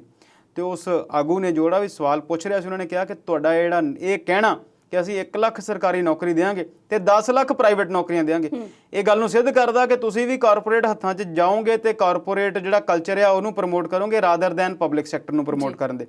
ਫਿਰ ਉਹਨਾਂ ਨੇ ਕਿਹਾ ਕਿ ਕਿਸੇ ਟਾਈਮ ਦੇ ਵਿੱਚ ਪੰਜਾਬ ਦੀ ਸਟੇਟ ਡਰਿਵਨ ਟਰਾਂਸਪੋਰਟ ਸੀ ਉਹ ਵਧੀਆ ਚੱਲਦੀ ਸੀ, ਸਰਕਾਰੀ ਹਸਪਤਾਲ ਹੁੰਦੇ ਸੀ, ਸਰਕਾਰੀ ਹੀ ਤੁਹਾਡਾ ਜਿਹੜਾ ਨੈਟਵਰਕ ਸੀਗਾ ਟੈਲੀਫੋਨ ਦਾ ਜਾਂ ਮੋਬਾਈਲਸ ਦਾ ਉਹ ਸਾਰਾ ਸੀਗਾ, ਸਰਕਾਰੀ ਹੀ ਸਕੂਲ ਵਧੀਆ ਸੀ। ਤੇ ਹੁਣ ਤੁਸੀਂ ਜਦੋਂ 10 ਲੱਖ ਨੌਕਰੀ ਪ੍ਰਾਈਵੇਟ ਦੋਗੇ ਤੇ ਤੁਹਾਡੀ ਜਿਹੜੀ ਸਟੇਟ ਡਰਿਵਨ ਟਰਾਂਸਪੋਰਟ ਆ ਉਹ ਪਹਿਲਾਂ ਖਤਮ ਹੋ ਚੁੱਕੀ ਹੈ, ਮਾਈਨਿੰਗ ਪਾਲਿਸੀ ਤੁਹਾਡੀ ਕਲੈਸ਼ ਹੋਈ ਹੈ, ਸਰਕਾਰੀ ਸਕੂਲਾਂ ਦਾ ਹਾਲ ਬੁਰਾ ਆ, ਸਰਕਾਰੀ ਹਸਪਤਾਲਾਂ ਦਾ ਹਾਲ ਬੁਰਾ ਆ। ਤੁਸੀਂ ਇਹਨਾਂ ਜਿਹੜੀਆਂ ਨੌਕਰੀਆਂ ਨੂੰ ਤੁਸੀਂ ਇਹਨਾਂ ਪਬਲਿਕ ਟਰਾਂਸਪੋਰਟ ਨੂੰ ਜਾਂ ਪਬਲਿਕ ਹੈਲਥ ਨੂੰ, ਪਬਲਿਕ ਐਜੂਕੇਸ਼ਨ ਦੇ ਸਿਸਟਮ ਨੂੰ ਕਿਉਂ ਨਹੀਂ ਫੋਲੋ ਕਰਦੇ? ਫਿਰ ਉਹਨਾਂ ਨੇ ਕੋਈ ਤਸੱਲੀ ਬਖਸ਼ ਜਵਾਬ ਦਿੱਤਾ ਨਹੀਂ, ਕਿਉਂਕਿ ਉਹਨਾਂ ਕੋਲ ਕੋਈ ਤਸੱਲੀ ਬਖਸ਼ ਜਵਾਬ ਇਸ ਗੱਲ ਦਾ ਸੀ ਨਹੀਂ। ਕਿਉਂਕਿ ਜਦੋਂ ਤੁਸੀਂ ਕਹਿੰਦੇ ਆ ਕਿ ਅਸੀਂ 1 ਲੱਖ ਨੌਕਰੀ ਸਰਕਾਰੀ ਦੇਣੀ ਆ ਤੇ 10 ਲੱਖ ਨੌਕਰੀਆਂ ਪ੍ਰਾਈਵੇਟ ਦੇਣੀਆਂ, ਤੇ ਇਟ ਮੀਨਸ ਆਪਣੇ ਆਪ 'ਚ ਇਹ ਗੱਲ ਸਿੱਧਿਆ ਕਿ ਤੁਸੀਂ 10 ਗੁਣਾ ਜ਼ਿਆਦਾ ਜਿਹੜਾ ਆ ਕਾਰਪੋਰੇਟ ਕਲਚਰ ਨੂੰ ਵਧਾਉਣ ਦੇ ਨੇ। ਫਿਰ ਉਹਨਾਂ ਨੇ ਜਦੋਂ ਕਿਸਾਨਾਂ ਸੰਬੰਧੀ ਗੱਲਾਂ ਕੀਤੀਆਂ ਜਾਂ ਇਸ ਪਾਰਟੀ ਦੇ ਐਮਪੀਜ਼ ਦੀ ਸਰਕਾਰ ਦੇ ਵਿੱਚ ਸ਼ਮੂਲੀਅਤ ਦੀ ਗੱਲ ਕੀਤੀ, ਫਿਰ ਵੀ ਉਹ ਉੱਥੇ ਆਪਣੀਆਂ ਗੱਲਾਂ ਤੋਂ ਉਖੜਦੇ ਨਜ਼ਰ ਆਏ। ਸੋ ਕਹਿਣ ਦਾ ਮਸਲਾ ਇਹ ਆ ਕਿ ਜੇਕਰ ਅਸੀਂ ਹੁਣ ਅਕਸਰ ਕਈ ਵਾਰ ਗੱਲ ਕਰਦੇ ਹਾਂ ਕਿ ਫਲਾਣੇ ਪਿੰਡ ਦੇ ਵਿੱਚ ਬੋਰਡ ਲੱਗ ਗਏ ਜਾਂ ਫਲਾਣੇ ਪਿੰਡ ਦੇ ਲੋਕਾਂ ਨੇ ਲਿਖ ਕੇ ਤਖਤੀਆਂ ਲਾਤੀਆਂ ਜਾਂ ਫਲੈਕਸ ਲਾਤੀਆਂ ਕਿ ਜਿਹੜਾ ਕਿਸਾਨਾਂ ਦੇ ਹੱਕ ਦੀ ਗੱਲ ਕਰੇਗਾ ਉਹੀ ਪਿੰਡ 'ਚ ਵੜੇਗਾ। ਮੈਂ ਕਹਿੰਦਾ ਇਹਨਾਂ ਹੀ ਪਾਰਟੀਆਂ ਨੂੰ ਭਾਵੇਂ ਵੋਟ ਦਿਓ, ਪਰ ਇਹਨਾਂ ਨੂੰ ਇੱਕ ਵਾਰ ਸਵਾਲ ਤੇ ਜ਼ਰੂਰ ਪੁੱਛੋ। ਬਿਲਕੁਲ ਕੰਨ ਹੋਣ ਇਹਨਾਂ ਨੂੰ ਇਸ ਗੱਲ ਲਈ ਲੈ ਕੇ ਆਓ, ਇਸ ਗੱਲ ਦੇ ਉੱਤੇ ਜਿਹੜੀ ਗੱਲ ਕਿਸਾਨਾਂ ਨੇ ਇਸ ਵਾਰ ਸੰਸਦ 'ਚ ਕੀਤੀ ਆ, ਵੋਟਰ ਦੀ ਵੀਟੋ ਪਾਵਰ ਜੀ, ਕਿ ਜਿਹੜਾ ਵਿਪ ਜਾਰੀ ਹੁੰਦਾ ਆ ਕਿਸੇ ਵੀ ਪਾਰਟੀ ਦੇ ਐਮਪੀ ਨੂੰ, ਉਹ ਪਾਰਟੀ ਦੀ ਜਥੇਬੰਦੀ ਵੱਲੋਂ ਨਾ ਹੋ ਕੇ ਵੋਟਰ ਵੱਲੋਂ ਹੋਵੇ, ਵੋਟਰ ਦਾ ਵਿਪ ਹੋਵੇ। ਜਿਹੜਾ ਵੀ ਹਲਕੇ ਦਾ ਇੰਚਾਰਜ ਬਣਦਾ ਆ, ਹਲਕੇ ਦਾ ਐਮਐਲਏ ਬਣਦਾ ਆ, ਜਦੋਂ ਵਿਧਾਨ ਸਭਾ ਜਾਵੇ ਉਹਨੂੰ ਇਸ ਗੱਲ ਦਾ ਫਿਕਰ ਹੋਵੇ ਕਿ ਮੈਂ ਵਾਪਸ ਆ ਕੇ ਉਹਨਾਂ 1.5 ਲੱਖ ਵੋਟਰਾਂ ਮੂਹਰੇ ਜਵਾਬਦੇਹ ਆ, ਉਸ 150-200 ਪਿੰਡ ਦਾ ਮੈਂ ਨੁਮਾਇੰਦਾ ਆ ਜਿੱਥੇ ਲੋਕ ਪੜ੍ਹੇ ਲਿਖੇ ਨੇ, ਲੋਕ ਆਪਣੀ ਗੱਲ ਸਮਝਦੇ ਨੇ ਤੇ ਮੇਰੀਆਂ ਗੱਲਾਂ ਵੀ ਸਮਝਦੇ ਨੇ, ਤੇ ਮੈਂ ਸਿਰਫ ਗਲੀਆਂ ਨਾਲੀਆਂ ਦੇ ਉਦਘਾਟਨ ਕਰਕੇ ਜਾਂ ਸਿਰਫ ਲਾਰੇ ਲਾ ਕੇ ਹੀ ਅਗਲੀ ਵਾਰ ਲੋਕਾਂ ਤੋਂ ਵੋਟਾਂ ਲੈਣ ਦਾ ਹੱਕਦਾਰ ਨਹੀਂ ਹੋਵਾਂਗਾ। ਇਸ ਤੋਂ ਪਹਿਲਾਂ ਕਿ ਮੈਂ ਅਗਲੇ ਮੁੱਦੇ ਵੱਲ ਜਾਵਾਂ, ਤੁਹਾਨੂੰ ਲੱਗਦਾ ਹੈ ਕਿ ਜਿੱਦਾਂ ਲੋਕ ਜਾਂ ਵੋਟਰ ਅਵੇਅਰ ਹੋਏ ਨੇ, ਪੰਜਾਬ ਦੀ ਰਾਜਨੀਤੀ ਦੀ ਰੂਪਰੇਖਾ 2022 ਲਈ ਬਦਲ ਜਾਊਗੀ? ਇੰਨੀ ਜਲਦੀ ਇਹ ਕੁਝ ਕਹਿਣਾ ਜਾਂ ਜਿਹੜਾ ਤੁਹਾਡਾ ਸਵਾਲ ਆ, ਹਾਲਾਂਕਿ ਬਹੁਤ ਥੋੜੇ ਸ਼ਬਦਾਂ 'ਚ ਆ, ਪਰ ਇਹ ਬਹੁਤ ਬ੍ਰੌਡਰ ਐਸਪੈਕਟ ਰੱਖਦਾ। ਅਸੀਂ ਹਾਲੇ ਵੀ ਆਪਣੀਆਂ ਛੋਟੀਆਂ-ਛੋਟੀਆਂ ਲੋੜਾਂ ਲਈ ਉਸ ਸਿਸਟਮ 'ਚ ਬੱਝੇ ਹੋਏ ਆ ਜਿੱਥੇ ਸਾਨੂੰ ਪੈਰ ਤੇ ਇਹਨਾਂ ਲੀਡਰਾਂ ਦੀ ਲੋੜ ਪੈਂਦੀ ਆ। ਤੁਸੀਂ ਕੋਈ ਛੋਟਾ ਜਿਹਾ ਕੰਮ ਹੀ ਕਰਾਉਣਾ ਹੋਵੇ ਤੇ ਸਰਕਾਰੀ ਦਫ਼ਤਰ 'ਚ ਤੁਹਾਡੀ ਐਂਟਰੀ ਨਹੀਂ ਹੁੰਦੀ ਜਦ ਤੱਕ ਐਮਐਲਏ ਸਾਹਿਬ ਦਾ ਫੋਨ ਨਾ ਆਵੇ। ਕਿਸੇ ਵੀ ਤਰ੍ਹਾਂ ਦੀ ਪੰਜਾਬ ਦੇ ਵਿੱਚ ਕੋਈ ਕ੍ਰਾਈਮ ਹੋ ਜਾਏ ਤੇ ਜਿਹੜਾ ਕੇਸ ਹੈ ਉਹ ਰਜਿਸਟਰ ਨਹੀਂ ਹੁੰਦਾ ਜਦ ਤੱਕ ਫਿਰ ਉੱਥੇ ਸਿਆਸੀ ਦਬਾਅ ਜਿਹੜਾ ਹੈ ਉਹ ਕੰਮ ਨਾ ਕਰੇ। ਦੂਸਰੀ ਗੱਲ ਇਹ ਆ ਕਿ ਜਿਹੜਾ ਬਦਲਾਵ ਆ ਇਹਨੂੰ ਆਉਣ ਨੂੰ ਟਾਈਮ ਜ਼ਰੂਰ ਲੱਗਦਾ, ਪਰ ਇਹਦੇ ਲਈ ਆਪਾਂ ਨੂੰ ਨਿਰਾਸ਼ ਹੋਣ ਦੀ ਵੀ ਲੋੜ ਨਹੀਂ। ਜੇਕਰ ਲੋਕ ਅਵੇਅਰ ਹੋਣ ਤੇ 22 ਤੱਕ ਹੀ, ਇਹ ਅਗਲੇ ਮਹੀਨੇ ਵੀ ਗੱਲ ਹੋ ਸਕਦੀ ਹੈ, ਗੱਲ ਸਿਰਫ ਲੋਕ ਲਹਿਰ ਬਣਨ ਦੀ। ਜੀ, ਗੱਲ ਕਰ ਰਹੇ ਸੀ ਅਸੀਂ ਵਿਰੋਧ ਦੀ, ਤੇ ਇੱਕ ਵਿਰੋਧ ਹੋਰ ਵੀ ਹੋਇਆ। ਗਿੱਦੜਬਾਹਾ ਦੇ ਸਿਆਸਤਦਾਨ ਨੇ ਅਮਰਿੰਦਰ ਸਿੰਘ ਰਾਜਾ ਵੜਿੰਗ ਤੇ ਉਹਨਾਂ ਦੀ ਪਤਨੀ ਬੀਬੀ ਅਮਰਤਾ ਦਾ ਵਿਰੋਧ ਹੋਇਆ। ਕੀ ਕਹਿਣਾ ਚਾਹੋਗੇ? ਦੇਖੋ, ਇਹਨੂੰ ਤੁਸੀਂ ਇੱਕ ਵੱਖਰਾ ਵਿਰੋਧ ਲੈ ਕੇ ਨਹੀਂ ਚੱਲ ਸਕਦੇ। ਗਿੱਦੜਬਾਹੇ ਦੀ ਜਿਹੜੇ ਐਮਐਲਏ ਨੇ ਅਮਰਿੰਦਰ ਸਿੰਘ ਰਾਜਾ ਵੜਿੰਗ, ਉਹ ਵੀ ਛਾਏ ਹੋਏ ਰਹਿੰਦੇ ਨੇ, ਆਮ ਤੌਰ ਤੇ ਖਬਰਾਂ 'ਚ ਰਹਿੰਦੇ ਨੇ ਆਪਣੇ ਬਿਆਨਾਂ ਲਈ ਵੀ, ਤੇ ਉੱਥੇ ਲੋਕਲ ਜਿਹੜੀ ਪੋਲਿਟਿਕਸ ਹੁੰਦੀ ਆ ਉਹਨਾਂ ਦੇ ਹਲਕੇ ਦੇ ਵਿੱਚ ਕਈ ਵਾਰ ਉਹ ਕਹਿੰਦੇ ਨੇ ਕਿ ਅਕਾਲੀਆਂ ਨੂੰ ਸਰਕਾਰ ਜਿਹੜੀ ਮਦਦ ਦੇ ਰਹੀ ਆ, ਮਨਪ੍ਰੀਤ ਬਾਦਲ ਨਾਲ ਉਹਨਾਂ ਦੇ ਕਲੈਸ਼ ਚੱਲਦੇ ਨੇ, ਜਾਂ ਹੋਰ ਵੀ ਕਈ ਵਾਰੀ ਕਿਹੋ ਜਿਹੀਆਂ ਗੱਲਾਂ ਕਰਕੇ ਉਹ ਰਾਜਨੀਤੀ ਦੇ ਵਿੱਚ ਇੱਕ ਪਹਿਲੇ ਪੇਜ ਦੇ ਉੱਤੇ ਰਹਿਣਾ ਪਸੰਦ ਕਰਦੇ ਨੇ। ਹੁਣ ਉਹਨਾਂ ਦੀ ਵਾਈਫ ਜਿਹੜੀ ਆ ਉਹਦਾ ਵੀ ਵਿਰੋਧ ਹੋਇਆ, ਹਾਲਾਂਕਿ ਉਹ ਇੱਕ ਪਬਲਿਕ ਫਿਗਰ ਨਹੀਂ, ਪਰ ਤੁਸੀਂ ਜਦੋਂ ਤੁਹਾਡੇ ਘਰ ਦੇ ਵਿੱਚ ਇੱਕ ਐਮਐਲਏ ਦੀ ਸੀਟ ਆ ਤਾਂ ਫਿਰ ਤੁਹਾਨੂੰ ਉਹ ਚੀਜ਼ਾਂ ਜਿਹੜੀਆਂ ਸਾਰੀਆਂ ਉਹਨਾਂ ਨੂੰ ਵਿਰੋਧ ਤੇ ਸਹਿਣਾ ਹੀ ਪਵੇਗਾ। ਇਦਾਂ ਦਾ ਹੀ ਵਿਰੋਧ ਜਿਹੜਾ ਆ ਵਿਜੇ ਇੰਦਰ ਸਿੰਗਲਾ ਸਾਹਿਬ ਦਾ ਵੀ ਹੋਇਆ। ਅੱਜ ਪੰਜਾਬ ਦੇ ਵਿੱਚ ਇੱਕ ਵੱਡੀ ਹਸਤੀ ਹੋਏ ਕਿਸੇ ਟਾਈਮ ਦੇ ਵਿੱਚ ਰਾਜਨੀਤੀ ਦੇ ਵਿੱਚ, ਲੌਂਗੋਵਾਲ ਸਾਹਿਬ ਅਸੀਂ ਉਹਨਾਂ ਨੂੰ ਕਹਿੰਦੇ ਆ, ਜਥੇਦਾਰ ਲੌਂਗੋਵਾਲ ਸੀ, ਉਹਨਾਂ ਦੀ ਬਰਸੀ ਸੀ ਤੇ ਉੱਥੇ ਉਹਨਾਂ ਨੇ ਜਾਣਾ ਸੀ ਵਿਜੇ ਇੰਦਰ ਸਿੰਗਲਾ ਜੀ ਨੇ, ਉੱਥੇ ਉਹਨਾਂ ਦਾ ਵੀ ਵਿਰੋਧ ਹੋਇਆ, ਉਹਨਾਂ ਨੂੰ ਵੀ ਕਾਲੀਆਂ ਝੰਡੀਆਂ ਦਿਖਾਈਆਂ ਗਈਆਂ ਕਿਸਾਨਾਂ ਵੱਲੋਂ। ਦੇਖੋ, ਗੱਲ ਫਿਰ ਉੱਥੇ ਹੀ ਆ ਕਿ ਇੱਕ ਰਾਜਨੀਤੀ ਦੇ ਵਿੱਚ ਇੱਕ ਬਦਲਾਵ ਜਿਹੜਾ ਆ ਉਹ ਆ ਰਿਹਾ, ਹਾਲਾਂਕਿ ਇਹਦੇ ਪਿੱਛੇ ਵੀ ਥੋੜੀ ਬਹੁਤ ਰਾਜਨੀਤੀ ਹੋ ਸਕਦੀ ਹੈ ਜੀ, ਕਿਉਂਕਿ ਕਿਸਾਨ ਜਥੇਬੰਦੀਆਂ ਦੇ ਵੀ ਕੁਝ ਆਗੂ ਜਿਹੜੇ ਆ ਉਹ ਰਾਜਨੀਤੀ ਦੇ ਵਿੱਚ ਨਿਤਰਨ ਦੀ ਗੱਲ ਕਰ ਰਹੇ ਆ ਤੇ ਵੱਖੋ ਵੱਖਰੇ ਪਲੇਟਫਾਰਮ ਦੇ ਉੱਤੇ ਸਾਰੀਆਂ ਰਾਜਨੀਤਿਕ ਪਾਰਟੀਆਂ ਨੂੰ ਘੇਰਨ ਦੀ ਗੱਲ ਕਰਦੇ ਆ। ਦਿੱਲੀ ਦੇ ਵਿੱਚ ਕਿਸਾਨ ਸੰਸਦ ਚੱਲਦੀ ਸੀ, ਉੱਥੇ ਕੁਝ ਕਿਸਾਨ ਆਗੂਆਂ ਨੇ ਇਹ ਵੀ ਕਿਹਾ ਸੀਗਾ ਕਿ ਸਾਨੂੰ ਪਤਾ ਹੈ ਕਿ ਅਸੀਂ ਵੋਟਾਂ ਕਿਹੜੀ ਪਾਰਟੀ ਨੂੰ ਪਾਉਣੀਆਂ ਤੇ ਕਿਹੜੀ ਪਾਰਟੀ ਨੂੰ ਚੁੰਡੀ ਵੱਢਣੀ ਆ। ਰਾਜਨੀਤੀ ਉਹਦੇ 'ਚ ਹੋ ਸਕਦੀ ਆ, ਪਰ ਕੁੱਲ ਮਿਲਾ ਕੇ ਜਦੋਂ ਇਹਨਾਂ ਸਿਆਸੀ ਲੀਡਰਾਂ ਦਾ ਵਿਰੋਧ ਹੋਵੇਗਾ, ਇਹਨਾਂ ਨੂੰ ਇਹ ਗੱਲ ਲੋਕ ਕਹਿਣਗੇ। ਪਹਿਲਾਂ ਤਾਂ ਇਹ ਵਿਰੋਧੀ ਪਾਰਟੀ ਦੇ ਲੋਕ ਇਹਨਾਂ ਨੂੰ ਕਹਿੰਦੇ ਆ, ਕਾਂਗਰਸ ਵਾਲਿਆਂ ਨੂੰ ਅਕਾਲੀ ਦਲ ਵਾਲੇ ਕਹੀ ਜਾਂਦੇ ਆ, ਅਕਾਲੀ ਦਲ ਵਾਲਿਆਂ ਨੂੰ ਆਮ ਵਾਲੇ ਕਹੀ ਜਾਂਦੇ ਆ, ਆਮ ਪਾਰਟੀ ਵਾਲੇ ਬਾਕੀ ਦੋਨਾਂ ਨੂੰ ਕਹੀ ਜਾਂਦੇ ਆ ਕਿ ਇਹ ਗਲਤ ਕਰਦੇ ਨੇ, ਉਹ ਗਲਤ ਕਰਦੇ ਨੇ, ਇਹ ਗਲਤ ਕਰਦੇ ਨੇ। ਪਰ ਆਮ ਲੋਕ ਜਦੋਂ ਇਹਨਾਂ ਨੂੰ ਕਹਿਣਗੇ, ਇਹਨਾਂ ਨੂੰ ਸਵਾਲ ਪੁੱਛਣਗੇ, ਤੇ ਫਿਰ ਇਹਨਾਂ ਨੂੰ ਇਸ ਗੱਲ ਦੀ ਜਿਹੜੀ ਸੋਝੀ ਜ਼ਰੂਰ ਆਵੇਗੀ, ਇਸ ਗੱਲ ਦੇ ਵਿੱਚ ਥੋੜਾ ਬਹੁਤ ਬਦਲਾਵ ਜ਼ਰੂਰ ਪਵੇਗਾ ਕਿ ਯਾਰ ਲੋਕ ਜਿਨ੍ਹਾਂ ਤੋਂ ਅਸੀਂ ਵੋਟਾਂ ਲੈਣੀਆਂ ਨੇ। ਤੁਸੀਂ ਨੋਟ ਕਰੋ ਇਸ ਗੱਲ ਨੂੰ ਕਿ 1 ਸਾਲ ਦੇ ਕਰੀਬ ਕਿਸਾਨ ਅੰਦੋਲਨ ਨੂੰ ਹੋ ਗਿਆ, 8-9 ਮਹੀਨੇ ਦਿੱਲੀ 'ਚ ਹੋ ਗਏ, ਕਿਸੇ ਪੋਲੀਟੀਕਲ ਪਾਰਟੀ ਨੇ ਨਹੀਂ ਕਿਹਾ ਕਿ ਕਿਸਾਨ ਗਲਤ ਨੇ।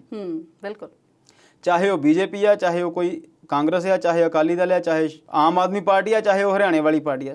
ਜਦੋਂ ਵੀ ਕਿਸੇ ਨੇ ਵਿਰੋਧ ਕਰਨ ਦੀ ਗੱਲ ਕੀਤੀ ਤਾਂ ਉਹਨਾਂ ਨੇ ਇਹ ਕਿਹਾ ਕਿ ਇਹ ਕਿਸੇ ਪਾਰਟੀ ਵੱਲੋਂ ਬਿਠਾਏ ਗਏ ਲੋਕ ਨੇ, ਕਿਸਾਨ ਬਹੁਤ ਚੰਗੇ ਨੇ, ਪਰ ਜਿਹੜੇ ਮੋਹਰਲੇ ਬੰਦੇ ਨੇ ਉਹ ਕਿਸੇ ਪਾਰਟੀ ਵੱਲੋਂ ਸੁਝਾਏ ਗਏ ਨੇ ਜਾਂ ਡਰਾਈਵ ਕੀਤੇ ਗਏ ਨੇ ਜਾਂ ਹਾਈਜੈਕ ਕੀਤੇ ਗਏ, ਰਾਜਨੀਤਿਕ ਪੱਖ ਦੇਣ ਦੀ ਕੋਸ਼ਿਸ਼ ਕੀਤੀ ਹੈ। ਸੋ ਇਹ ਗੱਲ ਫਿਰ ਮੈਂ ਕਈ ਵਾਰ ਦੁਹਰਾ ਚੁੱਕਿਆ ਕਿ ਇਹ ਗੱਲ ਅਕਸਰ ਕਹੀ ਜਾਂਦੀ ਆ ਕਿ ਰਾਜਨੀਤੀ ਦੇ ਵਿੱਚ ਵੱਡਾ ਬਦਲਾਵ ਆਏਗਾ ਹਿੰਦੁਸਤਾਨ ਦੇ ਵਿੱਚ ਜਦੋਂ ਲੋਕ ਸਜਗ ਹੋ ਜਾਣਗੇ, ਲੋਕ ਸੁਚੇਤ ਹੋ ਜਾਣਗੇ। ਬੀਤੇ ਦਿਨੀ ਇੱਕ ਹਿੰਦੁਸਤਾਨ ਦਾ ਬਹੁਤ ਵੱਡਾ ਪੱਤਰਕਾਰ ਇਸ ਗੱਲ ਤੇ ਬੋਲ ਰਿਹਾ ਸੀ ਕਿ ਜੇਕਰ ਜਿਹੜੇ ਕਿਸਾਨ ਨੇ ਉਹ ਵੋਟ ਬੈਂਕ ਬਣ ਜਾਣ, ਕਿਸਾਨਾਂ ਦੀ ਜਿਹੜੀ ਯੂਨੀਅਨ ਆ ਉਹ ਇੱਕ ਮੁੱਠ ਹੋ ਜਾਵੇ, ਤੇ ਪ੍ਰਧਾਨ ਮੰਤਰੀ ਸਾਹਿਬ 60 ਕਰੋੜ ਲੋਕਾਂ ਦੇ ਖਾਤਿਆਂ ਦੇ ਵਿੱਚ ਕਿਸਾਨਾਂ ਵਾਲੇ ਪੈਸੇ ਪਾਉਂਦੇ ਨੇ। ਜੇਕਰ ਉਹ ਸਾਰੇ ਕਿਸਾਨ ਆਪਣੇ ਹੱਕਾਂ ਲਈ ਇੱਕ ਹੋ ਜਾਣ ਤਾਂ ਇਹਨਾਂ ਨੂੰ ਪੋਲੀਟੀਕਲ ਪਾਰਟੀਆਂ ਜਾਂ ਤੁਸੀਂ ਜਿਹੜੀ ਗੱਲ ਕੀਤੀ ਆ ਕਿ ਬਦਲਾਵ ਕਦੋਂ ਆਏਗਾ, ਬਦਲਾਵ ਤਾਂ ਫਿਰ ਉਸੇ ਵੇਲੇ ਆ ਜਾਏਗਾ ਜਦੋਂ ਲੋਕ ਇਸ ਗੱਲ ਲਈ ਸੁਚੇਤ ਹੋ ਜਾਣ। ਅਸੀਂ ਆਪਣੀਆਂ ਛੋਟੀਆਂ-ਛੋਟੀਆਂ ਜਿਹੜੀਆਂ ਲੋੜਾਂ ਉਹਨਾਂ ਨੂੰ ਛੱਡ ਕੇ ਜੇ ਰਾਜਨੀਤੀ ਲਈ ਜਾਂ ਦੇਸ਼ ਲਈ ਸੋਚਣ ਲੱਗ ਜਾਈਏ ਤੇ ਕੰਮ ਤਾਂ ਮਿੰਟ ਤੋਂ ਪਹਿਲਾਂ ਹੱਲ ਹੋ ਜਾਏ। ਸ਼ਰਮਾ ਜੀ, ਇਸ ਵੇਲੇ ਪੰਜਾਬ 'ਚ ਜੋੜ ਤੇ ਤੋੜ ਦੀ ਰਾਜਨੀਤੀ ਜਿਹੜੀ ਉਹ ਸਿਖਰ ਤੇ ਆ। ਬੀਜੇਪੀ ਦੇ 2 ਐਮਐਲਏ ਉਹਨਾਂ ਨੂੰ ਟਾਟਾ ਬਾਏ ਬਾਏ ਕਹਿ ਚੁੱਕੇ ਨੇ ਤੇ ਇਹ ਕਹਿੰਦੇ ਨੇ ਵੀ 117 ਸੀਟਾਂ ਤੇ ਚੋਣਾਂ ਲੜਨੀਆਂ, ਡੌਂਡੀ ਇਹਨਾਂ ਨੇ ਇੰਨੀ ਪਿੱਟੀ ਹੈ ਤੇ ਬਣੂਗਾ ਇਹਨਾਂ ਦਾ ਕੀ, ਸਾਰੇ ਇਹਨਾਂ ਨੂੰ ਛੱਡੀ ਜਾਂਦੇ ਨੇ। ਦੇਖੋ ਜੀ, ਬੀਜੇਪੀ ਤੋਂ ਐਮਐਲਏ ਜਿਹੜੇ ਛੱਡ ਕੇ ਜਾ ਰਹੇ ਨੇ, ਤੁਸੀਂ ਇਹਨੂੰ ਇਸ ਤਰੀਕੇ ਨਾਲ ਨਾ ਦੇਖੋ ਕਿ ਉਹ ਬਹੁਤ ਚੰਗੇ ਲੋਕ ਨੇ ਤੇ ਉਹਨਾਂ ਨੇ ਕਿਸਾਨਾਂ ਦੇ ਹੱਕ ਲਈ ਬੀਜੇਪੀ ਛੱਡੀ ਜੀ। ਜਦੋਂ ਉਹਨਾਂ ਨੂੰ ਆਪਣੇ ਨੀਚੇ ਵਾਲੀ ਜ਼ਮੀਨ ਤੇ ਉਹਨਾਂ ਦੇ ਜਿਸ ਕੁਰਸੀ ਤੇ ਉਹ ਬਹਿੰਦੇ ਨੇ ਉਹ ਖਿਸਕਦੀ ਨਜ਼ਰ ਆਈ ਆ, ਫਿਰ ਉਹਨਾਂ ਨੇ ਕੁਰਸੀ ਛੱਡੀ ਆ। ਚਾਹੇ ਤੁਸੀਂ ਹੁਣ ਗੱਲ ਕਰੋ ਫਿਰੋਜ਼ਪੁਰ ਤੋਂ ਸੁਖਪਾਲ ਸਿੰਘ ਨੰਨੂ ਦੀ, ਚਾਹੇ ਦਸੂਹੇ ਤੋਂ ਬੀਬੀ ਸ਼ਾਹੀ ਦੀ, ਚਾਹੇ ਗੱਲ ਕਰ ਲਓ ਤੁਸੀਂ ਸੁਖਪਾਲ ਸਿੰਘ ਖਹਿਰਾ ਦੀ, ਚਾਹੇ ਗੱਲ ਕਰੋ ਅਨਿਲ ਜੋਸ਼ੀ ਦੀ, ਗੁਰਮੀਤ ਸਿੰਘ ਖੁੱਡੀਆਂ ਦੀ ਤੇ ਲਖਵਿੰਦਰ ਲੱਖੀ ਵੀ ਉਸ ਕੈਟਾਗਰੀ ਚ ਆਉਂਦੇ ਨੇ ਜੀ। ਇਹ ਚਾਹੇ ਜਿੰਨੇ ਵੀ ਮੈਂ ਨਾਂ ਲਏ ਨੇ 6 7 8, ਇਹ ਇੱਕ ਪਾਰਟੀ ਤੋਂ ਦੂਜੀ ਪਾਰਟੀ 'ਚ ਉਦੋਂ ਹੀ ਜਾਂਦੇ ਨੇ ਜਦੋਂ ਇਹਨਾਂ ਨੂੰ ਇਹ ਸਮਝ ਲੱਗਦੀ ਆ ਕਿ ਸਾਨੂੰ ਹੁਣ ਵੋਟਾਂ ਜਿਹੜੀਆਂ ਉਹ ਨਹੀਂ ਪੈਣੀਆਂ। ਪੁੱਛਦਾ ਕੋਈ ਨਹੀਂ। ਖਹਿਰਾ ਸਾਹਿਬ ਜਿੱਦਾਂ ਕਾਂਗਰਸ ਦੇ ਖਿਲਾਫ ਬੋਲਦੇ ਸੀ, ਜਿੱਦਾਂ ਕੈਪਟਨ ਸਾਹਿਬ ਦੇ ਖਿਲਾਫ ਉਹ ਬਿਆਨਬਾਜ਼ੀ ਕਰਦੇ ਸੀ, ਜਿੰਨੇ ਫੈਕਟ ਐਂਡ ਫਿਗਰਸ ਉਹ ਦਿੰਦੇ ਸੀ, ਤੇ ਫਿਰ ਉਹ ਉਸੇ ਹੀ ਬੰਦੇ ਦੇ ਕੋਲ ਜਾ ਕੇ ਉਹੀ ਪਾਰਟੀ ਜੁਆਇਨ ਕਰਦੇ ਆ ਤੇ ਕਿਸੇ ਦਫ਼ਤਰ 'ਚ ਵੀ ਨਹੀਂ। ਜਦੋਂ ਹੈਲੀਪੈਡ ਤੇ ਖੜੇ ਕਿ ਕੈਪਟਨ ਸਾਹਿਬ ਨੇ ਬਿਲਕੁਲ ਦਿੱਲੀ ਨੂੰ ਫਲਾਈਟ ਲੈਣੀ ਸੀ, ਉਸੇ ਵੇਲੇ ਉਹਨਾਂ ਨਾਲ ਫੋਟੋਆਂ ਖਿਚਾ ਕੇ ਤੇ ਉਸੇ ਕੈਪਟਨ ਸਾਹਿਬ ਦੀ ਫਿਰ ਵਾਹਵਾਹੀ ਕਰਦੇ ਨੇ ਜੀ। ਅਨਿਲ ਜੋਸ਼ੀ ਜਦੋਂ ਬੀਜੇਪੀ ਦੇ ਵਿੱਚ ਸੀ ਤੇ ਅਕਾਲੀਆਂ ਨੂੰ ਬੜੇ ਰਗੜੇ ਲਾਉਂਦੇ ਸੀ ਤੇ ਕਹਿੰਦੇ ਸੀ ਕਿ ਅਕਾਲੀ ਇਦਾਂ ਕਰਦੇ ਨੇ, ਅਕਾਲੀ ਇਦਾਂ ਕਰਦੇ ਨੇ ਤੇ ਬੀਜੇਪੀ ਨੂੰ ਵੱਖਰੇ ਹੋ ਕੇ ਪੰਜਾਬ 'ਚ ਲੜਨਾ ਚਾਹੀਦਾ। ਤੇ ਫਿਰ ਉਹੀ ਅਨਿਲ ਜੋਸ਼ੀ ਹੁਣ ਬਿਲਕੁਲ ਤਿਆਰ ਦੱਸੇ ਜਾਂਦੇ ਨੇ ਕਿ ਅਸੀਂ ਅਕਾਲੀ ਦਲ 'ਚ ਆਏ ਤੇ ਨਾਲ ਹੀ ਉਹ ਕਹਿੰਦੇ ਨੇ ਕਿ ਪੰਜਾਬ ਦੀ ਖੁਦ ਮੁਖਤਿਆਰ ਪਾਰਟੀ ਆ ਅਕਾਲੀ ਦਲ ਤੇ ਅਸੀਂ ਹੁਣ ਇੱਧਰ ਜਾ ਰਹੇ ਹਾਂ। ਉਹ ਗੱਲ ਆ ਫਿਰ ਜਿਹਦੀ ਖਾਈਏ ਬਾਜਰੀ ਤੇ ਉਹਦੀ ਭਰੀਏ ਹਾਜ਼ਰੀ।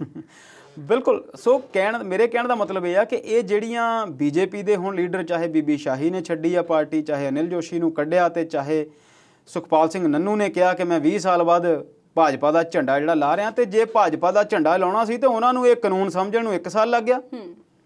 8 ਮਹੀਨੇ ਤੋਂ 9 ਮਹੀਨੇ ਤੋਂ ਕਿਸਾਨ ਉੱਥੇ ਬੈਠੇ ਨੇ ਤੇ ਇਹ 8 ਮਹੀਨੇ 9 ਮਹੀਨੇ ਪਹਿਲਾਂ ਛੱਡ ਦਿੰਦੇ ਜੀ।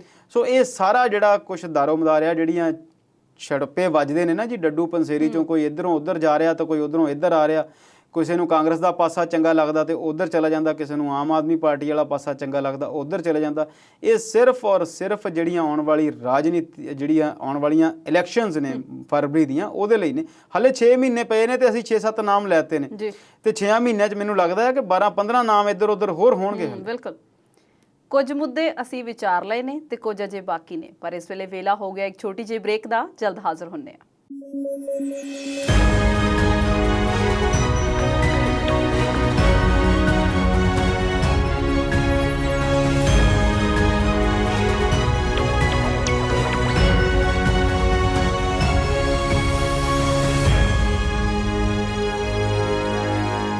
ਪੰਜਾਬੀ ਨੈਸ਼ਨਲ ਟੀਵੀ ਦੇ ਨਾਲ ਬਣੇ ਰਹਿਣ ਲਈ ਦਰਸ਼ਕਾਂ ਦਾ ਬਹੁਤ-ਬਹੁਤ ਸ਼ੁਕਰੀਆ। ਸ਼ਰਮਾ ਜੀ, ਅਗਲੀ ਗੱਲ ਫੇਰ ਪੰਜਾਬ ਦੀ। ਅੱਜ ਪੰਜਾਬ ਦੀਆਂ ਗੱਲਾਂ ਮੈਂ ਖਾਸੀਆਂ ਇਕੱਠੀਆਂ ਕਰ ਲਿਆਈਆਂ। ਬਿਲਕੁਲ ਜੀ, ਅਸੀਂ ਪੰਜਾਬ 'ਚ ਰਹਿੰਦੇ ਹਾਂ ਤੇ ਗੱਲ ਆਪਣੇ ਪੰਜਾਬ ਦੀ ਕਰਨੀ ਚਾਹੀਦੀ ਹੈ ਤੇ ਨਾਲੇ ਜਿੰਨੀਆਂ ਸਾਡੇ ਕੋਲ ਸਮੱਸਿਆਵਾਂ ਨੇ, ਚੋਣਾਂ ਦੌੜੀਆਂ ਆ ਰਹੀਆਂ ਨੇ ਤੇ ਗੱਲਾਂ ਮੁੱਕਣੀਆਂ ਹੀ ਨਹੀਂ। ਬਿਲਕੁਲ। ਪੰਜਾਬ ਦੇ ਸਾਬਕਾ ਡੀਜੀਪੀ ਸੁਮੇਧ ਸੈਣੀ ਦੀ ਜੇ ਗੱਲ ਕਰੀਏ ਤੇ ਰਾਤੀ ਤਾਰਿਆਂ ਦੀ ਛਾਵੇਂ ਉਹਨਾਂ ਨੂੰ ਜ਼ਮਾਨਤ ਮਿਲ ਗਈ ਆ। 30 ਘੰਟਿਆਂ ਦੇ ਅੰਦਰ ਉਹਨਾਂ ਨੂੰ ਫੜ ਵੀ ਲਿਆ ਗਿਆ ਤੇ ਛੱਡ ਵੀ ਦਿੱਤਾ ਗਿਆ। ਚੋਰ ਸਿਪਾਹੀ ਦੇ ਇਸ ਖੇਲ ਬਾਰੇ ਕੀ ਕਹਿਣਾ ਚਾਹੋਗੇ? ਦੇਖੋ ਜੀ, ਗੱਲ ਇੱਦਾਂ ਆ ਕਿ ਜ਼ਮਾਨਤ ਉਹਨਾਂ ਨੂੰ ਇਸ ਕੇਸ 'ਚ ਪਹਿਲਾਂ ਹੀ ਮਿਲੀ ਹੋਈ ਸੀ, ਪਰ ਕਿਉਂਕਿ ਅਸੀਂ ਜਾਣਦੇ ਹਾਂ ਕਿ ਅਸੀਂ ਅੰਗਰੇਜ਼ਾਂ ਤੋਂ ਚੋਰੀ ਕਰਕੇ ਜਾਂ ਕਾਪੀ ਕਰਕੇ ਸੰਵਿਧਾਨ ਜਿਹੜਾ ਲਿਖਿਆ ਹੋਇਆ ਉਹਦੇ 'ਚ ਕਾਨੂੰਨ ਵੀ ਅਸੀਂ ਹਾਲੇ ਉਹੀ ਚਲਾਈ ਜਾਂਦੇ ਹਾਂ ਜਿਹੜੇ 18ਵੀਂ ਸਦੀ 'ਚ ਜਾਂ 17ਵੀਂ ਸਦੀ 'ਚ ਚੱਲਦੇ ਸੀ। ਤੇ ਪੜ੍ਹਿਆਂ ਲਿਖਿਆਂ ਵਾਲੇ ਵਕੀਲਾਂ ਵਾਲੇ ਕਾਨੂੰਨ ਨੇ ਤੇ ਵਕੀਲਾਂ ਨੂੰ ਉਹਦੇ ਵਿੱਚ ਜਿਹੜੀਆਂ ਮੋਹਰੀਆਂ ਨੇ ਉਹ ਬਹੁਤ ਨੇ, ਲੂਪ ਹੋਲਸ ਜਿਹਨਾਂ ਨੂੰ ਅਸੀਂ ਕਹਿੰਦੇ ਹਾਂ, ਚੋਰ ਮੋਹਰੀਆਂ। ਤੇ ਜਿੰਨੀਆਂ ਕੁ ਮੋਹਰੀਆਂ ਇਸ ਕਾਨੂੰਨੀ ਪ੍ਰਕਿਰਿਆ ਦੀਆਂ ਕਾਨੂੰਨਦਾਨਾਂ ਨੂੰ ਸਮਝ ਆਉਂਦੀਆਂ, ਉਨੀਆਂ ਕਿ ਹੁਣ ਜਿਹੜੀ ਸਾਡੀ ਸਰਕਾਰ ਆ, ਸਲਾਹਕਾਰ ਨੇ ਤੇ ਜਿਹੜੇ ਪੁਲਿਸ ਵਿਭਾਗ ਆ, ਉਹਨਾਂ ਨੂੰ ਵੀ ਜਿਹੜੀਆਂ ਨਜ਼ਰ ਉਹ ਸਾਰੀਆਂ ਆਉਂਦੀਆਂ ਨੇ। ਕੱਲ੍ਹ ਦੀ ਬਹੁਤ ਹਲਚਲ ਹੋਈ ਸੀ ਇਸ ਗੱਲ ਦੇ ਵਿੱਚ ਕਿ ਸੁਮੇਧ ਸੈਣੀ ਗ੍ਰਿਫਤਾਰ ਹੋ ਗਿਆ, ਸੁਮੇਧ ਸੈਣੀ ਗ੍ਰਿਫਤਾਰ ਹੋ ਗਏ। ਕੋਈ ਸ਼ੱਕ ਨਹੀਂ ਕਿ ਉਹ ਬਹੁਤ ਵੱਡਾ ਚਿਹਰਾ ਸੀ ਇੱਕ ਸਮੇਂ ਦਾ ਪੰਜਾਬ ਦਾ। 1982 ਬੈਚ ਦੇ IPS ਅਫਸਰ ਨੇ ਉਹ। ਤੇ ਜਦੋਂ 7-8 DGP ਹੁੰਦੇ ਨੇ ਪੰਜਾਬ ਦੇ ਵਿੱਚ, ਜਦੋਂ ਪੰਜਾਬ ਦਾ ਕਾਲਾ ਦੌਰ ਸੀ ਤੇ ਪੰਜਾਬ ਦੇ ਵਿੱਚ ਪੁਲਿਸ ਡਿਪਾਰਟਮੈਂਟ ਦੇ ਵਿੱਚ ਪੋਸਟਾਂ ਜਿਹੜੀਆਂ ਬਹੁਤ ਵਧਾ ਦਿੱਤੀਆਂ ਗਈਆਂ। ਡਾਇਰੈਕਟਰ ਜਨਰਲ ਆਫ ਪੁਲਿਸ ਜਿਹੜੇ ਨੇ ਉਹ 7-8 ਹੁੰਦੇ ਨੇ। ਸਾਰਿਆਂ ਦੇ ਵਿੱਚੋਂ ਸਿਰਫ ਉਹਨਾਂ ਨੂੰ ਚੁਣ ਕੇ DG ਲਾਇਆ ਗਿਆ ਸੀ, ਡਾਇਰੈਕਟਰ ਜਨਰਲ ਲਾਇਆ ਗਿਆ ਸੀ ਪੁਲਿਸ ਦੇ। ਤੇ ਉਦੋਂ ਉਹ ਹਿੰਦੁਸਤਾਨ ਦੇ ਸਭ ਤੋਂ ਯੰਗ ਡੀਜੀ ਬਣ ਗਏ ਸੀ। ਇਹ ਗੱਲ 2012 ਦੀ ਆ। ਜੀ ਉਸ ਤੋਂ ਪਹਿਲਾਂ ਉਹਨਾਂ ਨੇ ਪੰਜਾਬ ਦੇ ਬਹੁਤ ਜ਼ਿਲ੍ਹਿਆਂ 'ਚ 7-8 ਜ਼ਿਲ੍ਹਿਆਂ 'ਚ ਐਜ਼ ਐਨ ਐਸਐਸਪੀ ਜਿਹੜੀ ਆ ਡਿਊਟੀ ਉਹ ਕੀਤੀ ਸੀ। ਇੱਕ ਅਜਿਹਾ ਦੌਰ ਸੀ ਜਦੋਂ ਪੁਲਿਸ ਅੱਤਵਾਦ ਨਾਲ ਨਜਿੱਠ ਰਹੀ ਸੀ ਤੇ ਬਹੁਤ ਸਾਰੀਆਂ ਗਲਤੀਆਂ ਵੀ ਹੋਈਆਂ, ਕੁਝ ਜਾਣਬੁੱਝ ਕੇ ਵੀ ਕੀਤੀਆਂ ਹੋਣਗੀਆਂ। ਅਸੀਂ ਇਸ ਗੱਲ ਦੀ ਤਸ਼ਬੀਹ ਨਹੀਂ ਕਰਦੇ ਜੀ ਕਿਉਂਕਿ ਇਹ ਗੱਲ ਕਿਹਾ ਜਾਂਦਾ ਕਿ ਜੇ ਤੁਸੀਂ ਕੋਈ ਗਲਤੀ ਨਹੀਂ ਕਰਨੀ ਤਾਂ ਫਿਰ ਤੁਸੀਂ ਇਦਾਂ ਕਰੋ ਕਿ ਤੁਸੀਂ ਕੁਝ ਕਰੋ ਹੀ ਨਾ। ਪਰ ਜਦੋਂ ਤੁਸੀਂ ਕੁਝ ਕੰਮ ਕਰਨੇ ਨੇ ਫਿਰ ਗਲਤੀਆਂ ਹੁੰਦੀਆਂ ਵੀ ਨੇ, ਪਰ ਜਿਹੜੀਆਂ ਜਾਣਬੁੱਝ ਕੇ ਕੀਤੀਆਂ ਜਾਂਦੀਆਂ ਨੇ ਉਹਨਾਂ ਲਈ ਫਿਰ ਤੁਹਾਨੂੰ ਕੇਸ, ਕਾਨੂੰਨ, ਅਦਾਲਤ, ਜ਼ਮਾਨਤ ਤੇ ਹਵਾਲਾ ਤੇ ਸਾਰਾ ਕੁਝ ਜਿਹੜਾ ਹੈ ਚੱਲਣਾ ਪੈਣਾ ਆ। ਮੈਂਟਲੀ ਇੰਟਰੋਗੇਸ਼ਨ ਵੀ ਹੋਣੀ ਆ ਤੇ ਫਿਜ਼ੀਕਲ ਵੀ ਹੋ ਸਕਦੀ ਆ। ਬੀਤੇ ਦਿਨੀ ਸੁਪਰੀਮ ਕੋਰਟ ਨੇ ਕਿਹਾ ਸੀਗਾ ਕਿ ਹਿੰਦੁਸਤਾਨ ਦੇ ਵਿੱਚ ਸਭ ਤੋਂ ਜਿਹੜੀ ਖਤਰਨਾਕ ਜਗ੍ਹਾ ਆ ਜਿੱਥੇ ਤੁਹਾਡੀ ਆਜ਼ਾਦੀ ਦੀ ਸਭ ਤੋਂ ਜ਼ਿਆਦਾ ਤੋਹੀਨ ਹੁੰਦੀ ਆ ਜਾਂ ਤੁਹਾਡੀ ਆਜ਼ਾਦੀ ਜਿਹੜੀ ਆ ਖੋਈ ਜਾਂਦੀ ਹੈ, ਜਿੱਥੇ ਤੁਹਾਡੇ ਨਾਲ ਸਭ ਤੋਂ ਸੌਖੀਆਂ ਕੁੱਟਮਾਰ ਹੋ ਸਕਦੀ ਆ, ਉਹ ਤੁਹਾਡੇ ਮੁਲਕ ਦੇ ਪੁਲਿਸ ਥਾਣੇ ਨੇ। ਜੀ ਪਹਿਲਾਂ ਤਾਂ ਜਿਸ ਤਰੀਕੇ ਨਾਲ ਉਹਨਾਂ ਦੀ ਗ੍ਰਿਫਤਾਰੀ ਹੋਈ, ਤੁਸੀਂ ਆਪਣੀਆਂ ਖਬਰਾਂ ਦੇ ਵਿੱਚ ਦੱਸਿਆ ਕਿ ਉਸ ਕੇਸ ਦੇ ਵਿੱਚ ਉਹਨਾਂ ਦੀ ਗ੍ਰਿਫਤਾਰੀ ਹੋ ਗਈ ਜਿਹਦੇ ਲਈ ਉਹਨਾਂ ਨੂੰ ਆਲਰੇਡੀ ਇੱਕ ਜ਼ਮਾਨਤ ਮਿਲੀ ਹੋਈ ਸੀ। ਇੱਕ ਹਫ਼ਤੇ ਦੀ ਬਲੈਂਕਟ ਬੇਲ ਉਹਨਾਂ ਕੋਲ ਆ ਕਿਉਂਕਿ ਉਹ ਇੱਕ IPS ਅਫਸਰ ਨੇ, ਰਿਟਾਇਰਡ ਨੇ ਤੇ ਕਿੰਨੇ ਸਾਰੇ ਕੇਸ ਚੱਲਦੇ ਨੇ। ਉਹਨਾਂ ਨੂੰ ਮਾਨਯੋਗ ਹਾਈ ਕੋਰਟ ਨੇ ਜ਼ਮਾਨਤ ਦਿੱਤੀ ਹੋਈ ਆ ਕਿ ਸਰਕਾਰ ਉਹਨਾਂ ਨੂੰ ਗ੍ਰਿਫਤਾਰ ਕਰਨ ਤੋਂ ਹਫ਼ਤਾ ਪਹਿਲਾਂ ਦੱਸੇਗੀ। ਜੀ ਜੀ ਫਿਰ ਇੱਥੇ ਅਸੀਂ ਉਸ ਕਾਨੂੰਨ ਦੀ ਆਲੋਚਨਾ ਕਰ ਸਕਦੇ ਹਾਂ ਜਾਂ ਉਸ ਗੱਲ ਤੇ ਟਿੱਪਣੀ ਕਰ ਸਕਦੇ ਹਾਂ ਕਿ ਜਿਸ ਬੰਦੇ ਨੂੰ ਗ੍ਰਿਫਤਾਰ ਹੋਣ ਤੋਂ 7 ਦਿਨ ਪਹਿਲਾਂ ਪਤਾ ਲੱਗ ਜਾਏ ਕਿ ਉਹਨੇ ਗ੍ਰਿਫਤਾਰ ਹੋਣਾ ਤੇ ਉਹ ਭੱਜੇਗਾ, ਲੁਕੇਗਾ, ਤੇ ਫਿਰ ਇਹ ਕਿਹੋ ਜਿਹਾ ਕਾਨੂੰਨ ਹੋਇਆ। ਪਰ ਕਿਉਂਕਿ ਇਹ ਕਾਨੂੰਨ ਬਣਿਆ ਹੋਇਆ ਤੇ ਸਾਨੂੰ ਉਹਦੀ ਜਿਹੜੀ ਆ ਮਾਣ ਜਿਹੜਾ ਉਹਦਾ ਰੱਖਣਾ ਪੈਣਾ, ਉਹਦੇ ਤੇ ਅਸੀਂ ਕਿੰਤੂ ਪਰੰਤੂ ਨਹੀਂ ਕਰਦੇ। ਫਿਰ ਉਹ ਇੱਕ ਕੇਸ ਦੇ ਵਿੱਚ ਸ਼ਾਮਿਲ ਤਫਤੀਸ਼ ਹੋਣ ਲਈ ਪੁਲਿਸ ਸਟੇਸ਼ਨ ਗਏ, ਰਾਤ ਨੂੰ 8 ਵਜੇ ਗਏ, ਵਿਜੀਲੈਂਸ ਬਿਊਰੋ ਕੋਲ ਜਾਣਾ ਸੀ ਤੇ ਉੱਥੇ ਹੀ ਉਹਨਾਂ ਨੂੰ ਗ੍ਰਿਫਤਾਰ ਕਰਕੇ ਤੇ ਅੰਦਰ ਡੱਕ ਦਿੱਤਾ ਗਿਆ। ਜਿਹੜੀ ਉਹਨਾਂ ਦੀ ਸਿਕਿਉਰਿਟੀ ਸੀ, ਜਿਹੜੇ ਉਹਨਾਂ ਦੇ ਨਾਲ ਗਾਰਡ ਸੀ, ਵਕੀਲ ਸੀ, ਉਹਨਾਂ ਸਾਰਿਆਂ ਨੂੰ ਕਹਿ ਦਿੱਤਾ ਗਿਆ ਕਿ ਤੁਸੀਂ ਹੁਣ ਜਾਓ, ਬੰਦਾ ਪੁਲਿਸ ਨੇ ਫੜ ਲਿਆ। ਤੇ ਜਦੋਂ ਦੂਜੇ ਦਿਨ ਉਹਨਾਂ ਨੂੰ ਹਾਈ ਕੋਰਟ ਲੈ ਕੇ ਜਾਇਆ ਗਿਆ, 2 ਮਾਮਲੇ ਸੀ, ਹਾਈ ਕੋਰਟ ਵੀ ਗਏ ਤੇ ਲੋਅਰ ਕੋਰਟ ਵੀ ਗਏ। ਬਾਅਦ ਜਦੋਂ ਹਾਈ ਕੋਰਟ ਗਏ ਬਹੁਤ ਟਾਈਮ ਉੱਥੇ ਰਹੇ ਉਹ ਹਾਈ ਕੋਰਟ ਦੇ ਵਿੱਚ, ਤੇ ਹਾਈ ਕੋਰਟ ਦੇ ਜਸਟਿਸ ਨੇ ਫਿਰ ਉੱਥੇ ਬਹੁਤ ਜਿਹੜੀ ਆ ਝਾੜ ਲਾਈ ਸੋਲਿਸਿਟਰ ਜਨਰਲ ਨੂੰ ਵੀ ਪੰਜਾਬ ਦੇ ਨੂੰ ਤੇ ਪੰਜਾਬ ਦੇ ਵਕੀਲਾਂ ਨੂੰ ਵੀ ਤੇ ਪੰਜਾਬ ਸਰਕਾਰ ਨੂੰ ਵੀ ਕਿ ਤੁਸੀਂ ਇੱਕ ਕੇਸ ਦੇ ਵਿੱਚ ਬੰਦੇ ਨੂੰ ਜ਼ਮਾਨਤ ਮਿਲੀ ਹੋਈ ਆ, ਉਸੇ ਹੀ ਕੇਸ ਲਈ ਇੱਕ ਹੋਰ FIR ਦਰਜ ਕਰਕੇ ਤੇ ਤੁਸੀਂ ਉਹਨੂੰ ਫੜ ਲਿਆ। ਇਹ ਜਿਹੜੀ ਗੱਲ ਆ ਉਹ ਗਲਤ ਆ। ਫਿਰ ਅਸੀਂ ਉਸ ਗੱਲ ਤੇ ਆਉਂਦੇ ਆ ਕਿ ਤੁਸੀਂ ਉਸ ਬੰਦੇ ਨੂੰ ਫੜੋ, ਤੁਸੀਂ ਉਸ ਬੰਦੇ ਦੀ ਜਾਂਚ ਕਰੋ, ਪਰ ਇਹ ਇੱਕ ਦੁਬਾਰਾ ਝੂਠੀ FIR ਲਿਖਣ ਦੀ ਜਿਹੜੀ ਆ ਉਹ ਕੀ ਲੋੜ ਸੀ? ਇਹ ਇੱਕ ਗਲਤ ਪ੍ਰਕਿਰਿਆ ਆ। ਫਿਰ ਇੱਥੇ ਨਜ਼ਰ ਗੱਲ ਆਉਂਦੀ ਆ ਕਿ ਜਦੋਂ ਸਰਕਾਰ ਇਹ ਚਾਹਵੇ ਕਿ ਅਸੀਂ ਕੁਝ ਕਰਨਾ ਆ ਫਿਰ ਉਹ ਕਿਸੇ ਨੂੰ ਵੀ ਫੜ ਸਕਦੇ ਤੇ ਜਦੋਂ ਉਹਨਾਂ ਨੇ ਨਾ ਫੜਨਾ ਹੋਵੇ ਫਿਰ ਉਹ ਜਦੋਂ ਮਰਜ਼ੀ ਬੰਦੇ ਖੁੱਲੇ ਘੁੰਮਦੇ ਰਹਿਣ। ਅਸੀਂ ਪਿੱਛੇ ਜੇ ਇੱਕ ਗੈਂਗਸਟਰ ਦੀ ਮੌਤ ਤੇ ਗੱਲ ਕੀਤੀ ਸੀ, ਸਰਕਾਰੀ ਅੰਕੜੇ ਦੱਸਦੇ ਨੇ ਕਿ ਪੰਜਾਬ ਦੇ ਵਿੱਚ 21 A ਸਟਾਰ ਗੈਂਗਸਟਰ ਨੇ ਜਿਨ੍ਹਾਂ ਦੇ ਉੱਤੇ ਵੱਡਾ ਸਟਾਰ ਲੱਗਾ ਹੋਇਆ ਤੇ ਮਰਿਆ ਕਿਹੜਾ ਜਾਂਦਾ? ਜਿਹਨੇ 2 ਪੁਲਿਸ ਅਫਸਰ ਮਾਰੇ ਤੇ ਉਹ ਲੁਕਿਆ ਹੋਇਆ ਸੀ ਤੇ ਉਹ ਮਾਰ ਦਿੱਤਾ, ਤੇ ਬਾਕੀ 20 ਹਾਲੇ ਵੀ ਜਾਂ ਘੁੰਮ ਰਹੇ ਨੇ ਜਾਂ ਜੇਲ੍ਹਾਂ 'ਚ ਨੇ। ਸੋ ਇਹ ਸਰਕਾਰ ਦੀ ਜਿਹੜੀ ਕਾਰਜਕਾਰੀ ਆ ਉਹਦੇ ਤੇ ਇੱਕ ਸਵਾਲੀਆ ਨਿਸ਼ਾਨ ਸੀ ਤੇ ਹਾਈ ਕੋਰਟ ਨੇ ਉਹ ਨਿਸ਼ਾਨ ਬਿਲਕੁਲ ਗੂੜਾ ਕਰਕੇ ਸਰਕਾਰ ਨੂੰ ਦੱਸਿਆ ਕਿ ਤੁਸੀਂ ਜੋ ਕੀਤਾ ਹੈ ਉਹ ਬਿਲਕੁਲ ਠੀਕ ਨਹੀਂ। ਸ਼ਰਮਾ ਜੀ, ਸੁਮੇਧ ਸੈਣੀ ਦੇ ਕੇਸ 'ਚ ਸੁਖਜਿੰਦਰ ਰੰਧਾਵਾ ਦੇ ਤੇਵਰ ਬੜੇ ਸਖਤ ਨੇ। ਉਹ ਕੈਪਟਨ ਤੋਂ ਕੁਝ ਅਫਸਰਾਂ ਦੀ ਬਰਖਾਸਤੀ ਦੀ ਮੰਗ ਕਰ ਰਹੇ ਨੇ। ਦੇਖੋ, ਇਹ ਗੱਲ ਬਹੁਤ ਸਾਫ਼ ਆ ਕਿ ਸੁਖਜਿੰਦਰ ਰੰਧਾਵਾ ਇਕੱਲੇ ਨਹੀਂ, ਬਹੁਤ ਸਾਰੇ ਪੰਜਾਬ ਦੇ ਮੰਤਰੀ ਤੇ MLA ਪੰਜਾਬ ਸਰਕਾਰ ਦੀ ਕਾਰਜਕਾਰੀ ਤੋਂ ਲੰਬੇ ਸਮੇਂ ਤੋਂ ਨਾਰਾਜ਼ ਨੇ। ਈਵਨ ਕਿ ਜਿਹੜੇ ਸਿੱਧੂ ਸਾਹਿਬ ਤੋਂ ਪਹਿਲਾਂ ਪਾਰਟੀ ਪ੍ਰਧਾਨ ਸੀ ਜਾਖੜ ਸਾਹਿਬ, ਉਹਨਾਂ ਨੇ ਇੱਕ ਮੀਟਿੰਗ ਦੇ ਵਿੱਚ ਕਿਹਾ ਸੀਗਾ ਜਿਹੜੇ ਸਾਡੇ ਸੋਲਿਸਿਟਰ ਜਨਰਲ ਨੇ ਜਾਂ ਐਡਵੋਕੇਟ ਜਨਰਲ ਰੱਖੇ ਹੋਏ ਨੇ ਅਤੁਲ ਨੰਦਾ, ਉਹ ਕੇਸ ਹਾਰਨ ਲਈ ਰੱਖੇ ਹੋਏ ਨੇ। ਤੁਸੀਂ ਜਦੋਂ ਕੇਸ ਲੜਨੇ ਹੁੰਦੇ ਨੇ ਤੁਸੀਂ ਬਾਹਰੋਂ ਲੈ ਕੇ ਆਉਣੇ ਆ ਵਕੀਲ ਦਿੱਲੀ ਤੋਂ ਤੇ ਨੰਦਾ ਸਾਹਿਬ ਉੱਥੇ ਪਹੁੰਚਦੇ ਨਹੀਂ। ਇਸ ਕੇਸ ਦੇ ਵਿੱਚ ਵੀ ਰੰਧਾਵਾ ਸਾਹਿਬ ਨੇ ਉਸੇ ਗੱਲ ਤੇ ਟਵੀਟ ਕੀਤਾ ਵੀ ਜੇ ਤੁਸੀਂ ਬੰਦਾ ਫੜਿਆ ਸੀ ਤੇ ਉਹਨੂੰ ਇੰਨੀ ਜਲਦੀ ਜ਼ਮਾਨਤ ਮਿਲੀ, ਸਰਕਾਰ ਦੀ ਕਿਰਕਰੀ ਹੋਈ ਤੇ ਉਹਦੇ 'ਚ ਉਹਨਾਂ ਨੇ ਇੱਕ IAS ਅਫਸਰ ਅਗਰਵਾਲ ਦੀ ਗੱਲ ਕੀਤੀ ਆ ਤੇ ਨਾਲ ਅਤੁਲ ਨੰਦਾ ਨੂੰ ਕਿਹਾ ਕਿ ਇਹਨਾਂ ਅਫਸਰਾਂ ਨੂੰ ਉਹਦੇ ਲਈ ਦੋਸ਼ੀ ਮੰਨਿਆ ਜਾਵੇ ਤੇ ਇਹਨਾਂ ਨੂੰ ਸਰਕਾਰ 'ਚੋਂ ਲਾਂਭੇ ਕੀਤਾ ਜਾਵੇ ਤੇ ਨਵੇਂ ਵਕੀਲ ਭਰਤੀ ਕੀਤੇ ਜਾਣ। ਤੇ ਰੰਧਾਵਾ ਸਾਹਿਬ ਜਿਹੜੇ ਨੇ ਉਹ ਅਕਸਰ ਆਮ ਤੌਰ ਤੇ ਸਿੱਧੂ ਸਾਹਿਬ ਦੇ ਖੇਮੇ 'ਚ ਜਾਣੇ ਜਾਂਦੇ ਨੇ ਤੇ ਕੈਪਟਨ ਸਾਹਿਬ ਨੇ ਫਿਰ ਨਾਲ ਦੀ ਨਾਲ ਹੀ ਉਸ ਟਵੀਟ ਦਾ ਜਿਹੜਾ ਜਵਾਬ ਦਿੱਤਾ ਕਿ ਇਹ ਜਿਹੜੀ ਗੱਲ ਆ ਤੁਸੀਂ ਇਹਨੂੰ ਪਾਰਟੀ ਪਲੇਟਫਾਰਮ ਤੇ ਰੱਖੋ ਜਾਂ ਮੇਰੇ ਨਾਲ ਸਿੱਧੀ ਗੱਲ ਕਰੋ, ਇਹਨਾਂ ਗੱਲਾਂ ਨਾਲ ਸਰਕਾਰ ਦਾ ਜਿਹੜਾ ਆ ਉਹ ਅਕਸ ਖਰਾਬ ਹੁੰਦਾ। ਮੈਂ ਇਸ ਗੱਲ ਨਾਲ ਬਿਲਕੁਲ ਤਾਰਫ ਰੱਖਦਾ ਕਿ ਅਕਸ ਖਰਾਬ ਹੁੰਦਾ, ਪਰ ਇਹ ਗੱਲ ਵੀ ਸਮਝ ਤੋਂ ਬਾਹਰ ਆ ਕਿ ਕੈਪਟਨ ਸਾਹਿਬ ਕੁਝ ਲੋਕਾਂ ਦਾ ਖਾਸ ਤੌਰ ਤੇ ਬਚਾਅ ਕਰਨ ਲਈ ਜਾਣੇ ਜਾਂਦੇ ਆ। ਉਹ ਜਦੋਂ ਬਚਾਉਂਦੇ ਨੇ ਤੇ ਕਿਸੇ ਬੰਦੇ ਨੂੰ ਬਿਲਕੁਲ ਹੀ ਬਚਾ ਲੈਂਦੇ ਨੇ, ਭਾਵੇਂ ਉਹ ਠੀਕ ਹੋਵੇ ਭਾਵੇਂ ਗਲਤ ਹੋਵੇ। ਬੀਤੇ ਦੇ ਵਿੱਚ ਉਹਨਾਂ ਨੇ ਕਈ ਮਿਨਿਸਟਰਾਂ ਨੂੰ ਵੀ ਬਿਨਾਂ ਕਿਸੇ ਜਾਂਚ ਤੋਂ ਕਹਿਤਾ ਕਿ ਕਲੀਨ ਚਿੱਟ ਹੈ, ਸਾਰਾ ਠੀਕ ਹੈ, ਇਸ ਮਾਮਲੇ 'ਚ ਕੁਝ ਨਹੀਂ ਹੋਇਆ, ਤੇ ਬਾਅਦ ਵਿੱਚ ਉਹਨਾਂ ਮਾਮਲਿਆਂ ਦੇ ਉੱਤੇ ਕੇਸ ਵੀ ਚੱਲੇ ਨੇ ਤੇ ਰੌਲਾ ਰੱਪਾ ਜਿਹੜਾ ਆ ਉਹ ਪੈਂਦਾ ਰਿਹਾ। ਇਹ ਗੱਲ ਜਿਹੜੀ ਆ ਇਸ ਪਾਸੇ ਨੂੰ ਜਾ ਰਹੀ ਆ ਕਿ ਸਰਕਾਰ ਦੇ ਵਿੱਚ ਬਹੁਤ ਲੋਕਾਂ ਦੀ ਜਿਹੜੀ ਗੱਲ ਸੁਣੀ ਨਹੀਂ ਜਾਂਦੀ। ਹਾਲਾਂਕਿ ਹੁਣ ਉਹ ਗੱਲ ਦੀ ਸੁਣਵਾਈ ਸ਼ੁਰੂ ਹੀ ਜ਼ਰੂਰ ਹੋ ਗਈ ਆ। ਉਹ 18 ਪ੍ਰੋਗਰਾਮ ਜਾਂ ਉਹ ਸਾਰੀਆਂ ਗੱਲਾਂ ਬਾਤਾਂ ਠੀਕ ਹੋਈਆਂ ਨੇ, ਪਰ ਸੁਮੇਧ ਸੈਣੀ ਦੇ ਕੇਸ ਦੇ ਵਿੱਚ ਫਿਰ ਕੈਪਟਨ ਸਾਹਿਬ ਨੇ ਇੱਕ ਵਾਰੀ ਐਡਵੋਕੇਟ ਜਨਰਲ ਦਾ ਜਿਹੜਾ ਆ ਪੂਰਾ ਬਚਾਅ ਕੀਤਾ। ਜੀ ਸ਼ਰਮਾ ਜੀ, ਰਾਜਨੀਤੀ ਥੋੜੀ ਜੀ ਲਾਂਭੇ ਰੱਖੀਏ ਤੇ ਕਿਸਾਨੀ ਦੀ ਗੱਲ ਕਰਦੇ ਆ। ਗੰਨਾ ਕਾਸ਼ਤਕਾਰਾਂ ਨੇ ਜਲੰਧਰ 'ਚ ਅੱਜ ਅਣਮਿੱਥੇ ਸਮੇਂ ਲਈ ਧਰਨਾ ਜਿਹੜਾ ਲਾ ਦਿੱਤਾ ਆ। ਕੈਪਟਨ ਸਰਕਾਰ ਅੱਗੇ ਕੁਝ ਉਹਨਾਂ ਨੇ ਮੰਗਾਂ ਰੱਖੀਆਂ ਨੇ। ਪਹਿਲਾਂ ਤੇ ਸਾਡੇ ਦਰਸ਼ਕਾਂ ਨੂੰ ਇਹ ਦੱਸੋ ਕਿ ਮੰਗਾਂ ਕਿਹੜੀਆਂ ਰੱਖੀਆਂ ਨੇ, ਤੇ ਫਿਰ ਸਾਨੂੰ ਇਹ ਵੀ ਦੱਸੋ ਵੀ ਸਰਕਾਰ ਕੰਨ ਧਰੂਗੀ ਉਹਨਾਂ ਮੰਗਾਂ ਬਾਰੇ। ਦੇਖੋ, ਸਰਕਾਰ ਇਹਨਾਂ ਮੰਗਾਂ ਬਾਰੇ ਕੰਨ ਧਰੇਗੀ ਇਹ ਤਾਂ ਇਸ ਗੱਲ ਤੋਂ ਜਾਪਦਾ ਪਏ। ਕੱਲ ਇਸ ਗੱਲ ਦਾ ਰੌਲਾ ਸੀਗਾ, ਜਾਂ ਕਿਸਾਨ ਜਿਹੜੀਆਂ ਜਥੇਬੰਦੀਆਂ ਨੇ ਉਹਨਾਂ ਨੇ ਇਹ ਦੱਸ ਦਿੱਤਾ ਸੀਗਾ ਕਿ ਅਸੀਂ 20 ਤਰੀਕ ਨੂੰ ਜਿਹੜਾ ਆ ਇੱਕ ਜਾਮ ਨੈਸ਼ਨਲ ਹਾਈਵੇ ਦੇ ਉੱਤੇ ਜਲੰਧਰ ਦੇ ਬਾਹਰ ਜਦੋਂ ਫਗਵਾੜੇ ਵੱਲ ਨੂੰ ਜਾਂਦੇ ਆ ਤੇ ਉੱਥੇ ਇੱਕ ਰੇਲਵੇ ਪਲੇਟਫਾਰਮ ਵੀ ਆ, ਕੈਂਟ ਵਾਲਾ ਰੇਲਵੇ ਸਟੇਸ਼ਨ ਆ, ਧੰਨੋ ਵਾਲੀ ਫਾਟਕ ਉਹਨੂੰ ਕਹਿੰਦੇ ਆ, ਕਿ ਉੱਥੇ ਅਸੀਂ ਨੈਸ਼ਨਲ ਹਾਈਵੇ ਵੀ ਬੰਦ ਕਰਨਾ ਤੇ ਅਸੀਂ ਰੇਲਵੇ ਟਰੈਕ ਜਿਹੜੇ ਆ ਉਹ ਵੀ ਰੋਕਣੇ ਆ। ਜਦੋਂ ਸਰਕਾਰ ਨੂੰ ਇਸ ਗੱਲ ਦਾ ਪਤਾ ਲੱਗਾ ਸੀਗਾ ਕਿ ਕਿਸਾਨ ਜਥੇਬੰਦੀਆਂ ਉੱਥੇ ਇਕੱਠੀਆਂ ਹੋ ਰਹੀਆਂ, ਤੇ ਕੱਲ ਹੀ ਪੰਜਾਬ ਸਰਕਾਰ ਨੇ 15 ਰੁਪਏ ਜਿਹੜਾ ਗੰਨੇ ਦਾ ਰੇਟ ਵਧਾਉਣ ਦੀ ਗੱਲ ਕਰ ਦਿੱਤੀ ਸੀ।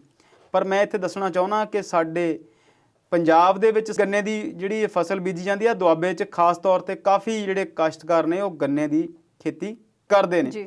ਪੰਜਾਬ ਤੋਂ ਬਾਹਰ ਦੀ ਗੱਲ ਕਰੀਏ, ਹਰਿਆਣੇ ਦੇ ਵਿੱਚ ਜਾਂ ਮਹਾਰਾਸ਼ਟਰ ਦੇ ਵਿੱਚ ਗੰਨੇ ਦੀ ਖੇਤੀ ਕਾਫੀ ਹੁੰਦੀ ਹੈ, ਪਰ ਪੰਜਾਬ ਦੇ ਵਿੱਚ ਜਿਹੜੀ ਫਸਲ ਦੀ ਕੀਮਤ ਮਿਲ ਰਹੀ ਹੈ ਉਹ ਹਰਿਆਣੇ ਨਾਲੋਂ ਵੀ ਘੱਟ ਆ। ਉੱਥੇ 358 ਰੁਪਏ ਭਾਅ ਜਿਹੜਾ ਗੰਨੇ ਦਾ ਉਹਨਾਂ ਨੇ 8 ਰੁਪਏ ਇਸ ਵਾਰ ਵਧਾ ਕੇ 350 ਤੋਂ 358 ਕਰ ਦਿੱਤਾ, ਤੇ ਇੱਥੇ ਜਿਹੜਾ ਗੰਨੇ ਦਾ ਭਾਅ ਆ ਉਹ 310 ਰੁਪਏ ਮਿਲ ਰਿਹਾ। ਕਿਉਂਕਿ ਕਿਸਾਨ ਅੰਦੋਲਨ ਇਸ ਗੱਲ ਨਾਲ ਜੁੜੀ ਹੋਈ ਗੱਲ ਆ, ਕਿਸਾਨਾਂ ਨਾਲ ਜੁੜੀ ਹੋਈ ਗੱਲ ਆ, ਤੇ ਹੁਣ ਕਿਸਾਨ ਜਥੇਬੰਦੀਆਂ ਜਿਹੜੀਆਂ ਸਾਰੀਆਂ ਇਕਜੁੱਟ ਨੇ। ਇਸ ਤੋਂ ਜੇ ਅਸੀਂ ਪਿੱਛੇ ਜਾ ਕੇ ਗੱਲ ਕਰੀਏ, 2017 ਦੇ ਵਿੱਚ ਜਦੋਂ ਇਹ ਸਰਕਾਰ ਬਣੀ ਸੀ ਤੇ ਇਹਨਾਂ ਨੇ 10 ਰੁਪਏ ਰੇਟ ਵਧਾਇਆ ਸੀ। ਉਹ ਵੀ ਐਜੀਟੇਸ਼ਨ ਬਿਲਕੁਲ ਤਿਆਰ ਹੋ ਗਿਆ ਸੀ। ਕਿਸਾਨ ਅੰਦੋਲਨ ਦੇ ਲੋਕ ਜਾਂ ਕਿਸਾਨ ਜਥੇਬੰਦੀਆਂ ਦੇ ਲੋਕ ਵਿਧਾਨ ਸਭਾ ਵੱਲ ਮਾਰਚ ਕਰਨ ਲਈ ਤਿਆਰ ਸੀ, ਤਾਂ ਇਹਨਾਂ ਨੇ 10 ਰੁਪਏ ਰੇਟ ਵਧਾਇਆ ਸੀ। ਤੇ ਦੇਖੋ, ਜੇਕਰ ਹਰਿਆਣੇ ਦੇ ਵਿੱਚ ਉਸੇ ਫਸਲ ਦੀ ਕੀਮਤ 350 ਰੁਪਏ ਮਿਲ ਰਹੀ ਆ, ਜੇ ਮੈਂ 8 ਰੁਪਏ ਵਧਾਉਣ ਤੋਂ ਪਹਿਲਾਂ ਦੀ ਵੀ ਗੱਲ ਕਰਾਂ, ਤੇ ਪੰਜਾਬ ਦੇ ਵਿੱਚ ਉਹ ਫਸਲ ਮਿਲ ਰਹੀ ਆ 310 ਰੁਪਏ। ਪਹਿਲਾਂ ਤਾਂ ਇਹ ਆਪਣੇ ਆਪ ਦੇ ਵਿੱਚ ਇੱਕ ਵਿਰੋਧਾਭਾਸੀ ਗੱਲ ਆ। ਸਰਕਾਰ ਨੂੰ ਇਹਦੇ ਬਾਰੇ ਵੈਸੇ ਹੀ ਸੋਚਣਾ ਚਾਹੀਦਾ। ਦੂਸਰੀ ਮਹੱਤਵਪੂਰਨ ਗੱਲ ਸਵਲੀਨ ਜੀ ਇਹ ਆ ਕਿ ਸਰਕਾਰ ਨੇ ਇਹ ਪੈਸੇ ਆਪਣੀ ਜੇਬ ਚੋਂ ਨਹੀਂ ਦੇਣੇ। ਬਹੁਤੀਆਂ ਮਿੱਲਾਂ ਜਿਹੜੀਆਂ ਨੇ ਉਹ ਪ੍ਰਾਈਵੇਟ ਸੈਕਟਰ ਦੀਆਂ ਨੇ, ਤੇ ਫਿਰ ਗੱਲ ਉੱਥੇ ਉਹੀ ਆਉਂਦੀ ਆ ਕਿ ਸਰਕਾਰ ਉਹਨਾਂ ਮਿੱਲਾਂ ਨੂੰ ਬਚਾਉਣ ਲਈ ਇਹ ਸਾਰਾ ਕੁਝ ਕਰ ਰਹੀ ਹੈ ਜਾਂ ਉਹਨਾਂ ਦੇ ਪ੍ਰੋਫਿਟ ਨੂੰ ਵਧਾਉਣ ਲਈ ਇਹ ਗੱਲ ਕਰ ਰਹੀ ਹੈ।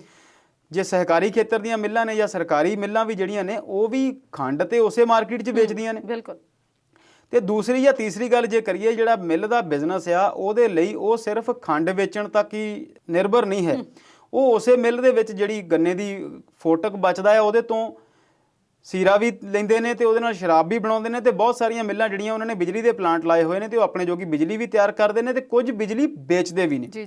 ਤੇ ਸ਼ਰਾਬ ਦਾ ਬਿਜ਼ਨਸ ਤੇ ਬਿਜਲੀ ਬਣਾ ਕੇ ਵੇਚਣ ਦਾ ਬਿਜ਼ਨਸ ਤੇ ਨਾਲ ਦੀ ਨਾਲ ਜਿਹੜਾ ਆ ਉਸ ਗੰਨੇ ਤੋਂ ਖੰਡ ਬਣਾਉਣੀ, ਤੇ ਫੇਰ ਤੁਸੀਂ ਰੌਲਾ ਪਾਉਣਾ ਕਿ ਸਾਨੂੰ ਇਸ ਪੈਸੇ ਇਹਦੇ ਵਿੱਚੋਂ ਪੈਸੇ ਨਹੀਂ ਬਚਦੇ। ਇਹ ਜਿਹੜਾ ਰੌਲਾ ਆ, ਸਰਕਾਰਾਂ ਇਸ ਕੰਮ ਲਈ ਦੋਸ਼ੀ ਨੇ। ਉਹਨਾਂ ਨੂੰ ਚਾਹੀਦਾ ਆ ਕਿ ਗੰਨਾ ਕਾਸ਼ਤਕਾਰਾਂ ਨੂੰ ਜਾਂ ਕਿਸਾਨਾਂ ਨੂੰ ਇਕੱਲੇ ਗੰਨੇ ਹੀ ਨਹੀਂ, ਹਰ ਫਸਲ ਦਾ ਪੂਰਾ ਮੁੱਲ ਦੇਣ। ਜਿਹੜਾ ਵੀ ਕੋਈ ਕਾਸ਼ਤਕਾਰ ਕਿਸੇ ਫਸਲ ਨੂੰ ਬੀਜਦਾ ਆ, ਗੰਨਾ ਪਹਿਲਾਂ ਤੇ ਪੂਰੇ ਸਾਲ ਦੀ ਫਸਲ ਆ, ਤੇ ਉਹਦੇ ਜਿਹੜੇ ਪੂਰੇ ਪੈਸੇ ਕਿਸਾਨਾਂ ਨੂੰ ਮਿਲਣੇ ਚਾਹੀਦੇ ਨੇ। ਤੁਸੀਂ ਹੁਣ ਜਿਹੜੀ ਗੱਲ ਕੀਤੀ ਕੰਨ ਧਰਨ ਵਾਲੀ, ਉਹ ਕੰਨ ਤੇ ਧਰਨਾ ਹੀ ਪੈਣਾ। ਜੇ ਉਹਨਾਂ ਨੇ ਧਰਨੇ ਤੋਂ ਪਹਿਲਾਂ ਗੱਲ ਮੰਨ ਲਈ ਸੀ, ਹੋ ਸਕਦਾ ਅੱਜ ਸ਼ਾਮ ਤੱਕ ਹੀ ਮੰਨ ਲੈਣ, ਨਹੀਂ ਤੇ ਉਹਨਾਂ ਨੇ ਉੱਥੋਂ ਪੱਕਾ ਕੀਤਾ ਹੋਇਆ ਐਲਾਨ ਕਿ ਅਸੀਂ ਇਸ ਧਰਨੇ ਨੂੰ ਚੁੱਕਣਾ ਨਹੀਂ। ਦੂਸਰੀ ਜਿਹੜੀ ਇੰਪੋਰਟੈਂਟ ਗੱਲ ਆ ਉਹ ਇਹ ਆ ਕਿ ਕਿਸਾਨਾਂ ਨੂੰ ਇਕੱਲੇ ਗੰਨੇ ਦੇ ਭਾਅ ਵਧਾਉਣ ਨਾਲ ਹੀ ਮਸਲਾ ਨਹੀਂ ਹੈਗਾ। 17 ਤੋਂ ਲੈ ਕੇ ਹੁਣ ਤੱਕ ਕਈ ਮਿੱਲਾਂ ਨੇ ਬਕਾਇਆ ਨਹੀਂ ਦਿੱਤਾ, ਜਿਹਦੇ ਵਿੱਚ ਬਹੁਤੀਆਂ ਮਿੱਲਾਂ ਤੇ ਵੱਡੇ ਵੱਡੇ ਰਾਜਨੀਤਿਕ ਘਰਾਣਿਆਂ ਦੀਆਂ ਨੇ। ਪੰਜਾਬ ਦੇ ਹੀ ਇੱਕ ਮੰਤਰੀ ਸੀ, ਮੰਤਰੀ ਪਦ ਉਹਨਾਂ ਤੋਂ ਲੈ ਲਿਆ ਸੀ, ਉਹਨਾਂ ਦੀ ਹੀ ਮਿੱਲ ਲੱਗੀ ਹੋਈ ਆ ਪੰਜਾਬ ਦੇ ਵਿੱਚ ਤੇ ਉਹਨਾਂ ਦਾ ਹੀ ਬਕਾਇਆ ਪੈਂਡਿੰਗ ਆ। ਤੇ ਅਕਾਲੀ ਦਲ ਨਾਲ ਜੁੜੇ ਹੋਏ ਲੋਕਾਂ ਦੀਆਂ ਵੀ ਮਿੱਲਾਂ ਨੇ ਜਿਨ੍ਹਾਂ ਦੇ ਬਕਾਇਆ ਜਿਹੜੇ ਨੇ ਪੈਂਡਿੰਗ ਨੇ। ਤੁਸੀਂ ਸੋਚੋ ਕਿਸਾਨ ਕਿੰਨੀ ਪਰੇਸ਼ਾਨੀ ਦੇ ਵਿੱਚ ਨੇ ਕਿ 17 'ਚ ਜਾਂ 18 'ਚ ਉਹਨਾਂ ਨੇ ਆਪਣੀ ਫਸਲ ਵੇਚ ਦਿੱਤੀ ਤੇ ਪੈਸੇ ਉਹਨਾਂ ਨੂੰ ਹਾਲੇ ਤੱਕ ਨਹੀਂ ਮਿਲੇ। ਉਹਨਾਂ ਨੂੰ ਵਿਆਜ ਕਿਸੇ ਨੇ ਦੇਣਾ ਨਹੀਂ, ਫਸਲ ਦਾ ਤੁਸੀਂ ਰੇਟ ਨਹੀਂ ਵਧਾਉਣਾ, ਤੇ ਉਹ ਕਿਸਾਨ ਕਿੱਧਰ ਜਾਣਗੇ? ਫਿਰ ਹਰ ਗੱਲ ਦਾ ਮਸਲੇ ਦਾ ਹੱਲ ਜਿਹੜਾ ਹੈ ਉਹ ਧਰਨੇ ਲਾ ਕੇ ਕੀਤਾ ਜਾਊਗਾ, ਤੇ ਸਰਕਾਰਾਂ ਫਿਰ ਕਿਸ ਕੰਮ ਲਈ ਨੇ? ਗੱਲਬਾਤ ਦਾ ਦੌਰ ਇਸੇ ਤਰ੍ਹਾਂ ਜਾਰੀ ਰੱਖਾਂਗੇ, ਪਰ ਇਸ ਵੇਲੇ ਵੇਲਾ ਹੋ ਗਿਆ ਇੱਕ ਛੋਟੇ ਜਿਹੇ ਵਕਫੇ ਦਾ। ਜਲਦ ਹਾਜ਼ਰ ਹੁੰਦੇ ਹਾਂ।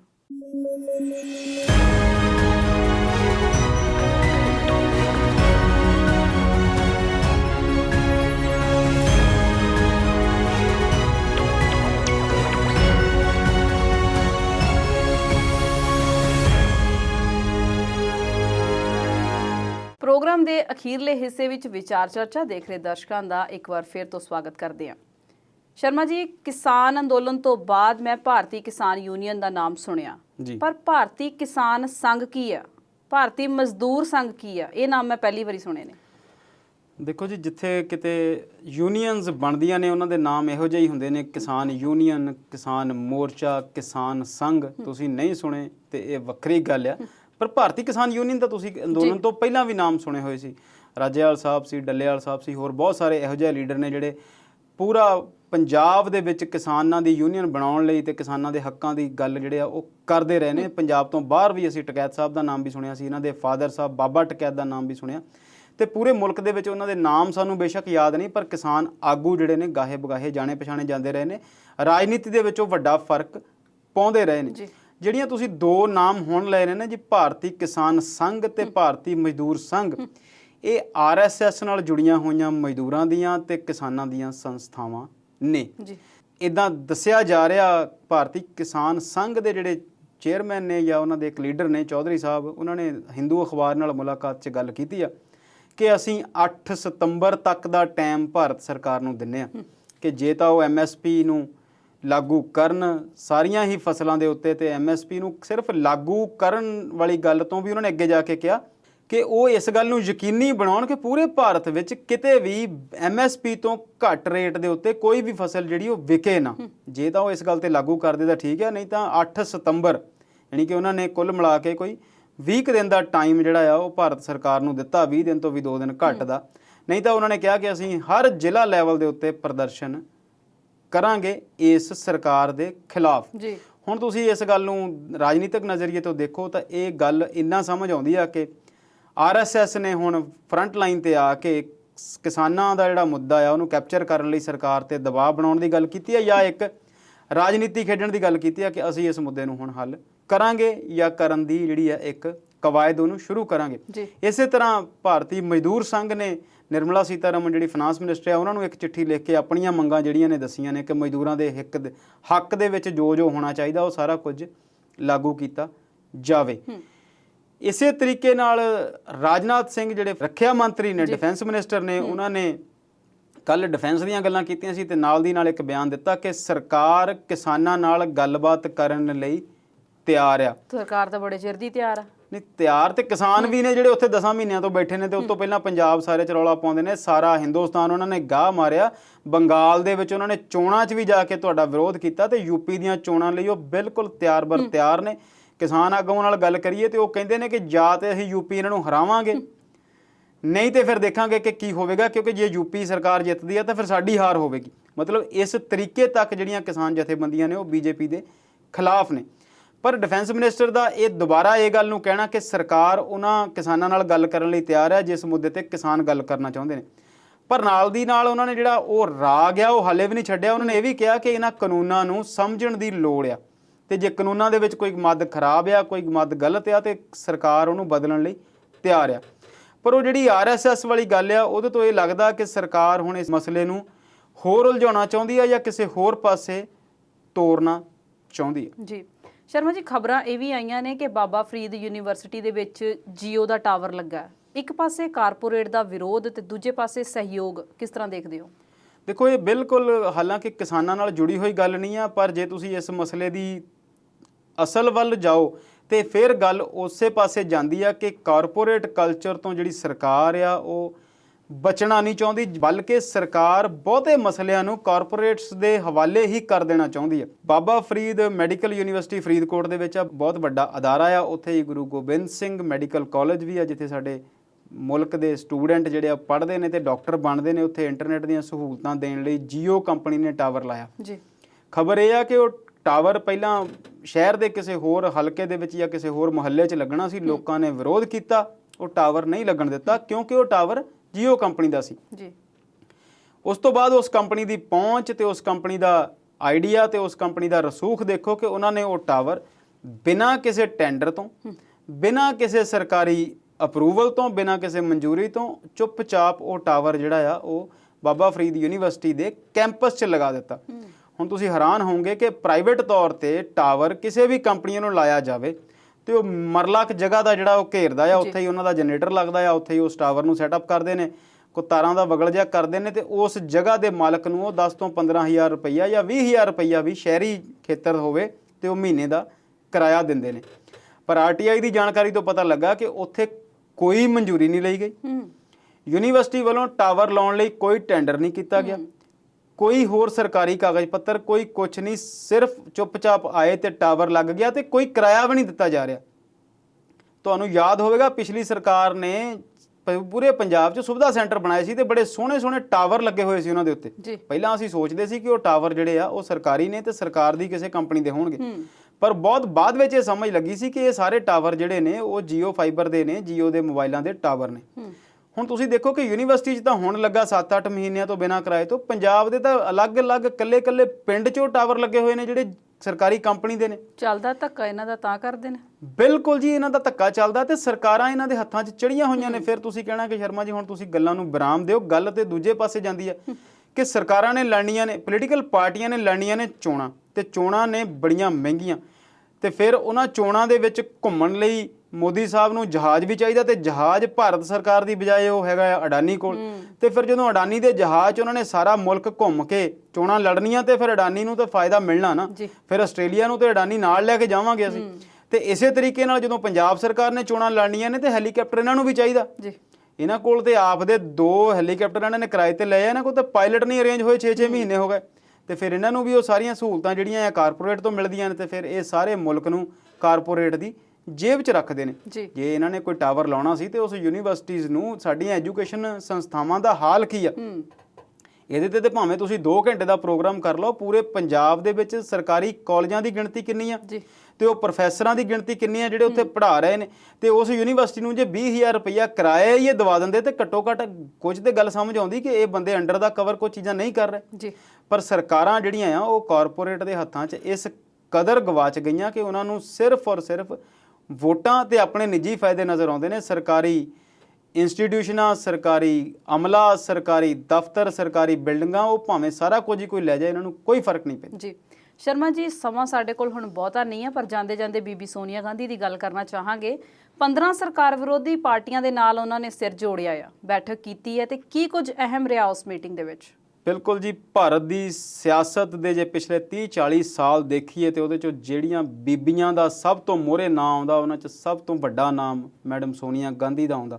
1946 'ਚ ਉਹਨਾਂ ਦਾ ਜਨਮ ਹੋਇਆ ਇਟਲੀ ਦੇ ਵਿੱਚ, ਤੇ 1968 'ਚ ਉਹਨਾਂ ਦਾ ਭਾਰਤ ਦੇ ਰਾਜੀਵ ਗਾਂਧੀ ਨਾਲ ਵਿਆਹ ਹੋਇਆ, ਜਿਹੜੇ ਕਿ ਇੰਦਰਾ ਗਾਂਧੀ ਦੇ ਬੇਟੇ ਸੀ ਤੇ ਨਹਿਰੂ ਦੇ ਦੋਤੇ ਸੀ, ਕਿਉਂਕਿ ਉਹ ਇੱਥੋਂ ਦੇ ਸਿਆਸੀ ਖਾਨਦਾਨ ਤੋਂ ਸੀ। ਇਸ ਕਰਕੇ ਜਦੋਂ ਉਹਨਾਂ ਦਾ ਵਿਆਹ ਉੱਥੇ ਇਟਲੀ 'ਚ ਹੋਇਆ ਤਾਂ ਇੱਥੇ ਆ ਕੇ ਫਿਰ ਉਹ ਇੱਥੇ ਦੇ ਸਿਆਸੀ ਬਣ ਗਏ। ਸੋਨੀਆ ਗਾਂਧੀ ਦਾ ਵੀ ਚਰਚਾ ਹੋਣ ਲੱਗਾ। 83 ਦੇ ਵਿੱਚ ਉਹਨਾਂ ਨੇ ਭਾਰਤ ਦੀ ਨਾਗਰਿਕਤਾ ਲਈ, ਤੇ 91 ਦੇ ਵਿੱਚ ਜਦੋਂ ਸੀਤਾਰਾਮ ਕੇਸਰੀ ਨੇ ਪਾਰਟੀ ਨੂੰ ਖਿਲਾਰਿਆ, ਪਾਰਟੀ ਜਿਹੜੀ ਕਾਂਗਰਸ ਦੀ ਸੀ, ਇੱਕ ਬਹੁਤ ਵੱਡੀ ਪਾਰਟੀ ਸੀ, ਸੈਂਕੜੇ ਸਾਲ ਪੁਰਾਣੀ ਸੀ, ਤੇ ਬਹੁਤ ਸਾਰੇ ਲੋਕਾਂ ਨੇ ਸੀਤਾਰਾਮ ਕੇਸਰੀ ਦਾ ਵਿਰੋਧ ਕੀਤਾ ਕਿ ਪਾਰਟੀ ਜਿਹੜੀ ਉਹ ਸਹੀ ਦਿਸ਼ਾ 'ਚ ਨਹੀਂ ਜਾ ਰਹੀ। ਉਹਨਾਂ ਵਿਰੋਧ ਕਰਨ ਵਾਲੇ ਲੋਕਾਂ ਦੇ ਵਿੱਚ ਬਹੁਤ ਵੱਡੇ ਵੱਡੇ ਨਾਮ ਸੀ ਉਸ ਸਮੇਂ ਦੇ। ਮਾਦਰ ਆਫ ਸਿੰਧੀਆ ਸੀ, ਪਾਇਲਟ ਸੀ, ਪ੍ਰਸ਼ਾਦ ਸੀ, ਚਿਦੰਬਰਮ ਸੀ, ਤੇ ਹੋਰ ਵੀ ਵੱਡੇ ਵੱਡੇ ਨਾਮ ਸੀ ਜਿਨ੍ਹਾਂ ਨੇ ਪਾਰਟੀ ਦਾ ਵਿਰੋਧ ਕੀਤਾ। ਪਾਰਟੀ ਦੀ ਮੁੱਖ ਧਾਰਾ ਦੇ ਵਿੱਚ ਉਹਨਾਂ ਲੋਕਾਂ ਦਾ ਜਿਹੜੇ ਕਿ ਜਿਨ੍ਹਾਂ ਨੂੰ ਲੱਗਦਾ ਸੀਗਾ ਕਿ ਸੀਤਾਰਾਮ ਕੇਸਰੀ ਜਿਹੜੇ ਆ ਪਾਰਟੀ ਨੂੰ ਸੰਭਾਲ ਨਹੀਂ ਰਹੇ। ਪਾਰਟੀ ਚੋਣ ਵੀ ਹਾਰ ਗਈ ਤੇ ਅਟਲ ਬਿਹਾਰੀ ਵਾਜਪੇਈ ਨੇ ਸਰਕਾਰ ਬਣਾਈ। ਫਿਰ ਉਦੋਂ ਮੈਡਮ ਸੋਨੀਆ ਗਾਂਧੀ ਨੇ ਪਾਰਟੀ ਨੂੰ ਸੰਭਾਲਿਆ, ਤੇ ਜਦੋਂ ਇੰਡੀਆ ਸ਼ਾਈਨਿੰਗ ਦਾ ਨਾਰਾ ਬੀਜੇਪੀ ਦੀ ਸਰਕਾਰ ਵੱਲੋਂ ਦਿੱਤਾ ਜਾ ਰਿਹਾ ਸੀ, ਨਾਰੇ ਦੇ ਬਦਲੇ ਕਾਂਗਰਸ ਕਾ ਹਾਥ ਆਮ ਆਦਮੀ ਕੇ ਸਾਥ, ਆਮ ਆਦਮੀ ਨੂੰ ਦੇ ਨਾਲ ਫਿਰ ਪਾਰਟੀ ਨੂੰ ਜੋੜਿਆ, ਤੇ ਮਨਮੋਹਨ ਸਿੰਘ ਦੀ ਸਰਕਾਰ ਜਿਹੜੀ ਬਣੀ 2004 ਦੇ ਵਿੱਚ। ਅਸੀਂ ਸਾਰੇ ਜਾਣਦੇ ਹਾਂ ਕਿ ਬਹੁਤ ਰੌਲਾ ਰੱਪਾ ਪਿਆ। ਪੀਐਸ ਸੰਗਮਾ ਸੀ, ਸ਼ਰਦ ਪਵਾਰ ਸੀ, ਤੇ ਤਾਰਿਕ ਅਨਵਰ ਵਰਗੇ ਵੱਡੇ ਲੀਡਰ ਇਸ ਗੱਲ ਲਈ ਪਾਰਟੀ ਦੇ ਵਿਰੋਧ 'ਚ ਆ ਗਏ ਸੀਗੇ ਕਿ ਜੇ ਇਹ ਬੀਬੀ ਪਾਰਟੀ ਪ੍ਰਧਾਨ ਬਣਦੀ ਆ ਜਾਂ ਪ੍ਰਧਾਨ ਮੰਤਰੀ ਬਣਦੀ ਆ, ਤੇ ਇਹ ਤਾਂ ਵਿਦੇਸ਼ੀ ਮੂਲ ਦੀ ਔਰਤ ਆ। ਜਿੰਨਾ ਸੋਨੀਆ ਗਾਂਧੀ ਦਾ ਵੱਡਾ ਕੱਦ ਸੀ, ਭਾਰਤ ਦੀ ਰਾਜਨੀਤੀ ਦੇ ਵਿੱਚ ਮਹਿਲਾਵਾਂ ਦੇ ਵਿੱਚ ਸੁਸ਼ਮਾ ਸਵਰਾਜ ਦਾ ਵੀ ਕੱਦ ਕਾਫੀ ਵੱਡਾ ਸੀ, ਤੇ ਉਹਨਾਂ ਨੇ ਇੱਕ ਬੜਾ ਅਜੀਬੋ-ਗਰੀਬ ਜਿਹਾ ਬਿਆਨ ਦਿੱਤਾ ਸੀ ਕਿ ਜੇ ਸੋਨੀਆ ਗਾਂਧੀ ਮੁੱਖ ਧਾਰਾ ਦੀ ਵਿੱਚ ਸ਼ਾਮਲ ਹੁੰਦੇ ਨੇ, ਭਾਰਤ ਦੀ ਰਾਜਨੀਤੀ ਦੇ ਵਿੱਚ ਪ੍ਰਧਾਨ ਮੰਤਰੀ ਬਣਦੇ ਨੇ, ਤੇ ਜੇ ਉਹ ਵਿਦੇਸ਼ੀ ਮੂਲ ਦੀ ਔਰਤ ਨੇ, ਤੇ ਮੈਂ ਆਪਣਾ ਸਿਰ ਮੁੰਡਵਾ ਲਵਾਂਗੀ ਤੇ ਮੈਂ ਜ਼ਮੀਨ ਤੇ ਸੌਵਾਂਗੀ। ਬਹੁਤ ਸਾਰਾ ਵਿਰੋਧ ਉਹਨਾਂ ਦਾ ਹੋਇਆ, ਤੇ ਉਹਨਾਂ ਨੇ ਫਿਰ ਅਚਾਨਕ ਜਦੋਂ ਉਹਨਾਂ ਨੂੰ ਚੰਗਾ ਬਹੁਮਤ ਵੀ ਮਿਲਿਆ, ਪਰ ਉਹਨਾਂ ਨੇ ਫਿਰ ਰਾਸ਼ਟਰਪਤੀ ਕੋਲ ਜਾ ਕੇ ਆਪਣਾ ਨਾਮ ਨਾ ਲੈ ਕੇ ਮਨਮੋਹਨ ਸਿੰਘ ਦਾ ਨਾਮ ਲਿਆ। ਹੂੰ ਦੂਸਰੀ ਵਾਰ ਫਿਰ ਸਰਕਾਰ ਬਣਾਈ, ਫਿਰ ਉਹਨਾਂ ਦੇ ਉੱਤੇ ਕੁਝ ਇਲਜ਼ਾਮ ਲੱਗੇ ਗਏ ਕਿ ਉਹ ਸੁਰੱਖਿਆ ਸਮਿਤੀ ਦੇ ਚੇਅਰਮੈਨ ਵੀ ਨੇ ਤੇ ਪਾਰਟੀ ਦੇ ਪ੍ਰਧਾਨ ਵੀ ਨੇ ਤੇ MP ਵੀ ਨੇ। ਫਿਰ ਉਹਨਾਂ ਨੇ 2006 ਦੇ ਵਿੱਚ ਅਸਤੀਫਾ ਦਿੱਤਾ, ਫਿਰ ਦੁਬਾਰਾ ਚੋਣ ਲੜੀ ਤੇ 14 ਤੱਕ ਸਰਕਾਰ ਦੇ ਵਿੱਚ 10 ਸਾਲ ਜਿਹੜੇ ਆ ਉਹ ਸਿੱਧੇ ਤੌਰ ਤੇ ਸਰਕਾਰ 'ਚ ਨਹੀਂ ਰਹੇ, ਸਰਕਾਰ ਤੋਂ ਬਾਹਰ ਰਹੇ ਤੇ ਉਹਨਾਂ ਦੇ ਕੀਤੇ ਹੋਏ ਕੰਮਾਂ ਦੇ ਵਿੱਚ RTI ਐਕਟ ਤੇ ਮਨਰੇਗਾ ਵਰਗੇ ਜਿਹੜੀਆਂ ਸਕੀਮਾਂ ਆ ਉਹ ਉਹਨਾਂ ਦੇ ਹੱਕ 'ਚ ਆਉਂਦੀਆਂ ਨੇ। ਉਸ ਤੋਂ ਬਾਅਦ ਹਰ ਫੈਮਿਲੀ ਮੈਨ ਵਾਂਗ, ਹਰ ਫੈਮਿਲੀ ਦੀ ਔਰਤ ਵਾਂਗ ਉਹ ਵੀ ਸੋਚਦੇ ਸੀ ਕਿ ਉਹਨਾਂ ਦਾ ਬੇਟਾ ਜਿਹੜਾ ਹੈ ਰਾਜਨੀਤੀ ਦੇ ਵਿੱਚ ਅੱਗੇ ਆਵੇ। ਉਹਨਾਂ ਨੇ ਰਾਹੁਲ ਗਾਂਧੀ ਨੂੰ ਕਮਾਂਡ ਦਿੱਤੀ। ਕਾਂਗਰਸ ਪਾਰਟੀ ਤੁਸੀਂ ਕਹਿ ਸਕਦੇ ਹੋ ਚੋਣਾਂ ਹਾਰੀ, ਦੂਜੀ ਵਾਰ ਵੀ ਹਾਰੀ, ਫਿਰ ਉਹਨਾਂ ਨੇ ਦੁਬਾਰਾ ਪਾਰਟੀ ਦੀ ਪ੍ਰਧਾਨਗੀ ਸਵੀਕਾਰ ਕੀਤੀ ਤੇ ਹੁਣ ਵੀ ਉਹ ਇੰਟਰਮ ਪ੍ਰੈਜ਼ੀਡੈਂਟ ਨੇ। ਬਹੁਤ ਮਿਹਨਤ ਕੀਤੀ ਆ ਉਹਨਾਂ ਨੇ ਇਸ ਪਾਰਟੀ ਲਈ। ਹਾਲਾਂਕਿ 2-3 ਚੀਜ਼ਾਂ ਉਹਨਾਂ ਦੇ ਵਿਰੋਧ 'ਚ ਵੀ ਗਈਆਂ। ਨੈਸ਼ਨਲ ਹੈਰਲਡ ਵਾਲਾ ਕੇਸ ਜਿਹਨੂੰ BJP ਦੇ ਵੱਡੇ ਲੀਡਰ ਸਵਾਮੀ ਜਿਹੜੇ ਨੇ ਉਹ ਉਠਾਉਂਦੇ ਨੇ ਤੇ ਉਹਨਾਂ ਦੇ ਨਾਲ ਬੋਫਰਸ ਕਾਂਡ ਦੇ ਵਿੱਚ ਵੀ ਕੁਝ ਗੱਲਾਂ ਜਿਹੜੀਆਂ ਉਹ ਸੋਨੀਆ ਗਾਂਧੀ ਦੇ ਵਿਰੋਧ 'ਚ ਗਈਆਂ ਜੀ। ਤੇ ਅੱਜ ਦੀ ਜਿਹੜੀ ਮੀਟਿੰਗ ਆ ਉਹਨਾਂ ਨੇ ਉਹ ਪਾਰਟੀਆਂ ਨਾਲ ਕੀਤੀ ਆ ਜਿਹੜੀਆਂ BJP ਦੇ ਵਿਰੋਧ 'ਚ ਨੇ। ਇਹੋ ਜਿਹੀਆਂ ਹੀ ਮੀਟਿੰਗਾਂ ਰਾਹੁਲ ਗਾਂਧੀ ਵੀ ਕਰ ਚੁੱਕੇ ਨੇ, ਸ਼ਰਦ ਪਵਾਰ ਵੀ ਕਰ ਚੁੱਕੇ ਨੇ ਤੇ ਯਸ਼ਵੰਤ ਸਿਨਹਾ ਤੇ ਮਮਤਾ ਬੈਨਰਜੀ ਨੇ ਵੀ ਇਹੋ ਜਿਹੀ ਕੋਸ਼ਿਸ਼ ਕੀਤੀ ਆ ਕਿ ਵਿਰੋਧੀ ਧਿਰਾਂ ਨੂੰ ਸਾਰਿਆਂ ਨੂੰ ਇਕੱਠਿਆ ਕੀਤਾ ਜਾਵੇ ਜੀ। ਹੁਣ ਸ਼ਰਦ ਪਵਾਰ ਤੇ ਮਮਤਾ ਬੈਨਰਜੀ ਅਜਿਹੇ ਨਾਮ ਨੇ ਜਿਨ੍ਹਾਂ ਨੇ ਸੋਨੀਆ ਗਾਂਧੀ ਦਾ ਵਿਰੋਧ ਵੀ ਕਦੇ ਕੀਤਾ ਤੇ ਰਹੇ ਵੀ ਕਾਂਗਰਸ ਦੇ ਵਿੱਚ। ਬਾਅਦ ਵਿੱਚ ਉਹਨਾਂ ਨੇ ਆਪਣੀਆਂ ਪਾਰਟੀਆਂ ਬਣਾ ਲਈਆਂ, ਪਰ ਇਹ ਪਾਰਟੀਆਂ ਜਿਹੜੀਆਂ ਉਹ ਕਾਂਗਰਸ ਦੇ ਵਿੱਚੋਂ ਨਿਕਲੀਆਂ ਹੋਈਆਂ ਹੀ ਪਾਰਟੀਆਂ ਨੇ। MK ਸਟਾਲਿਨ ਨੂੰ ਵੀ ਉਹਨਾਂ ਨੇ ਸੱਦਾ ਦਿੱਤਾ ਆ ਤੇ ਹੋਰ ਵੱਖੋ ਵੱਖਰੀਆਂ ਭਾਰਤ ਦੇ ਲੀਡਰਾਂ ਨਾਲ ਉਹਨਾਂ ਨੇ ਅੱਜ ਦੀ ਮੀਟਿੰਗ ਕੀਤੀ ਆ। ਮੀਟਿੰਗ ਦੇ ਵਿੱਚੋਂ ਕੀ ਨਿਕਲਦਾ ਆ ਉਹ ਤੇ ਬਾਅਦ ਦੀ ਗੱਲ ਆ, ਪਰ ਕੁੱਲ ਮਿਲਾ ਕੇ ਇਹ ਜਿਹੜੀ ਮੀਟਿੰਗ ਆ ਉਹ ਸੰਸਦ ਦੇ ਵਿੱਚ ਜੋ ਕੁਝ ਹੋਇਆ ਉਹਨੂੰ ਲੈ ਕੇ ਆ, ਪੈਗਾਸਸ ਨੂੰ ਲੈ ਕੇ ਆ ਤੇ ਮਹਿੰਗਾਈ ਨੂੰ ਲੈ ਕੇ ਆ ਜੀ। ਹੁਣ ਦੇਖਦੇ ਹਾਂ ਕਿ ਸੋਨੀਆ ਗਾਂਧੀ ਦੇ ਪਿਛਲੇ 30 ਸਾਲ ਦਾ ਤਜਰਬਾ ਭਾਰਤ ਵਿੱਚ ਸਾਰੀਆਂ ਵਿਰੋਧੀ ਧਿਰਾਂ ਨੂੰ BJP ਦੇ ਖਿਲਾਫ ਇਕੱਠਿਆਂ ਕਰਨ ਦੇ ਕੰਮ ਆਉਂਦਾ ਹੈ ਜਾਂ ਇੱਕ ਵੱਡੀ ਤੇ ਵਧੀਆ ਧਿਰ ਜਿਹੜੀ BJP ਨਾਲੋਂ ਚੰਗਾ ਸ਼ਾਸਨ ਦੇਵੇ ਅਜਿਹੀ ਧਿਰ ਬਣਾਉਣ ਦੇ ਕੰਮ ਆਉਂਦਾ ਹੈ। ਦੇਖੋ ਦੋ ਗੱਲਾਂ ਨੇ, ਹਾਲਾਂਕਿ ਸੁਣਨ ਨੂੰ ਇੱਕੋ ਜਿਹੀਆਂ ਲੱਗਦੀਆਂ। ਗੱਲ ਇਹ ਆ ਕਿ ਜਾਂ ਤਾਂ ਤੁਸੀਂ ਕੁਝ ਚੰਗਾ ਕੰਮ ਕਰਨ ਦੀ ਕੋਸ਼ਿਸ਼ ਕਰੋਗੇ ਫਿਰ ਤੇ ਚੰਗੀ ਗੱਲ ਆ, ਜੇ ਤੁਸੀਂ ਸਿਰਫ ਦੂਜੇ ਨੂੰ ਹਰਾਉਣ ਲਈ ਕੋਸ਼ਿਸ਼ ਕਰੋਗੇ ਫਿਰ ਚੰਗੀ ਗੱਲ ਨਹੀਂ ਆ ਜੀ। ਸ਼ਰਮਾ ਜੀ, ਤੁਸੀਂ ਆਪਣੇ ਗਿਆਨ ਵਾਲੇ ਬਸਤੇ ਚੋਂ ਕਾਫੀ ਗਿਆਨ ਕੱਢਿਆ ਅੱਜ ਤੇ ਸਾਡੇ ਦਰਸ਼ਕਾਂ ਦੇ ਨਾਲ ਸਾਂਝਾ ਕੀਤਾ। ਸਟੂਡੀਓ 'ਚ ਆਉਣ ਲਈ ਤੁਹਾਡਾ ਬਹੁਤ-ਬਹੁਤ ਸ਼ੁਕਰੀਆ। ਸ਼ੁਕਰੀਆ ਸੁਨੀਲ ਜੀ। ਅੱਜ ਦੇ ਪ੍ਰੋਗਰਾਮ 'ਚ ਬਸ ਇੰਨਾ ਹੀ। ਕੱਲ ਨੂੰ ਫਿਰ ਕੁਝ ਨਵੇਂ ਮੁੱਦੇ ਟਟੋਲਾਂਗੇ, ਨਵੀਂ ਗੱਲਬਾਤ ਕਰਾਂਗੇ। ਬਾਕੀ ਪ੍ਰੋਗਰਾਮਸ ਲਈ ਤੁਸੀਂ ਲਗਾਤਾਰ ਜੁੜੇ ਰਹੋ ਪੰਜਾਬੀ ਨੈਸ਼ਨਲ TV ਦੇ ਨਾਲ। ਉਮੀਦ ਤੁਹਾਡੀ, ਕੋਸ਼ਿਸ਼ ਸਾਡੀ।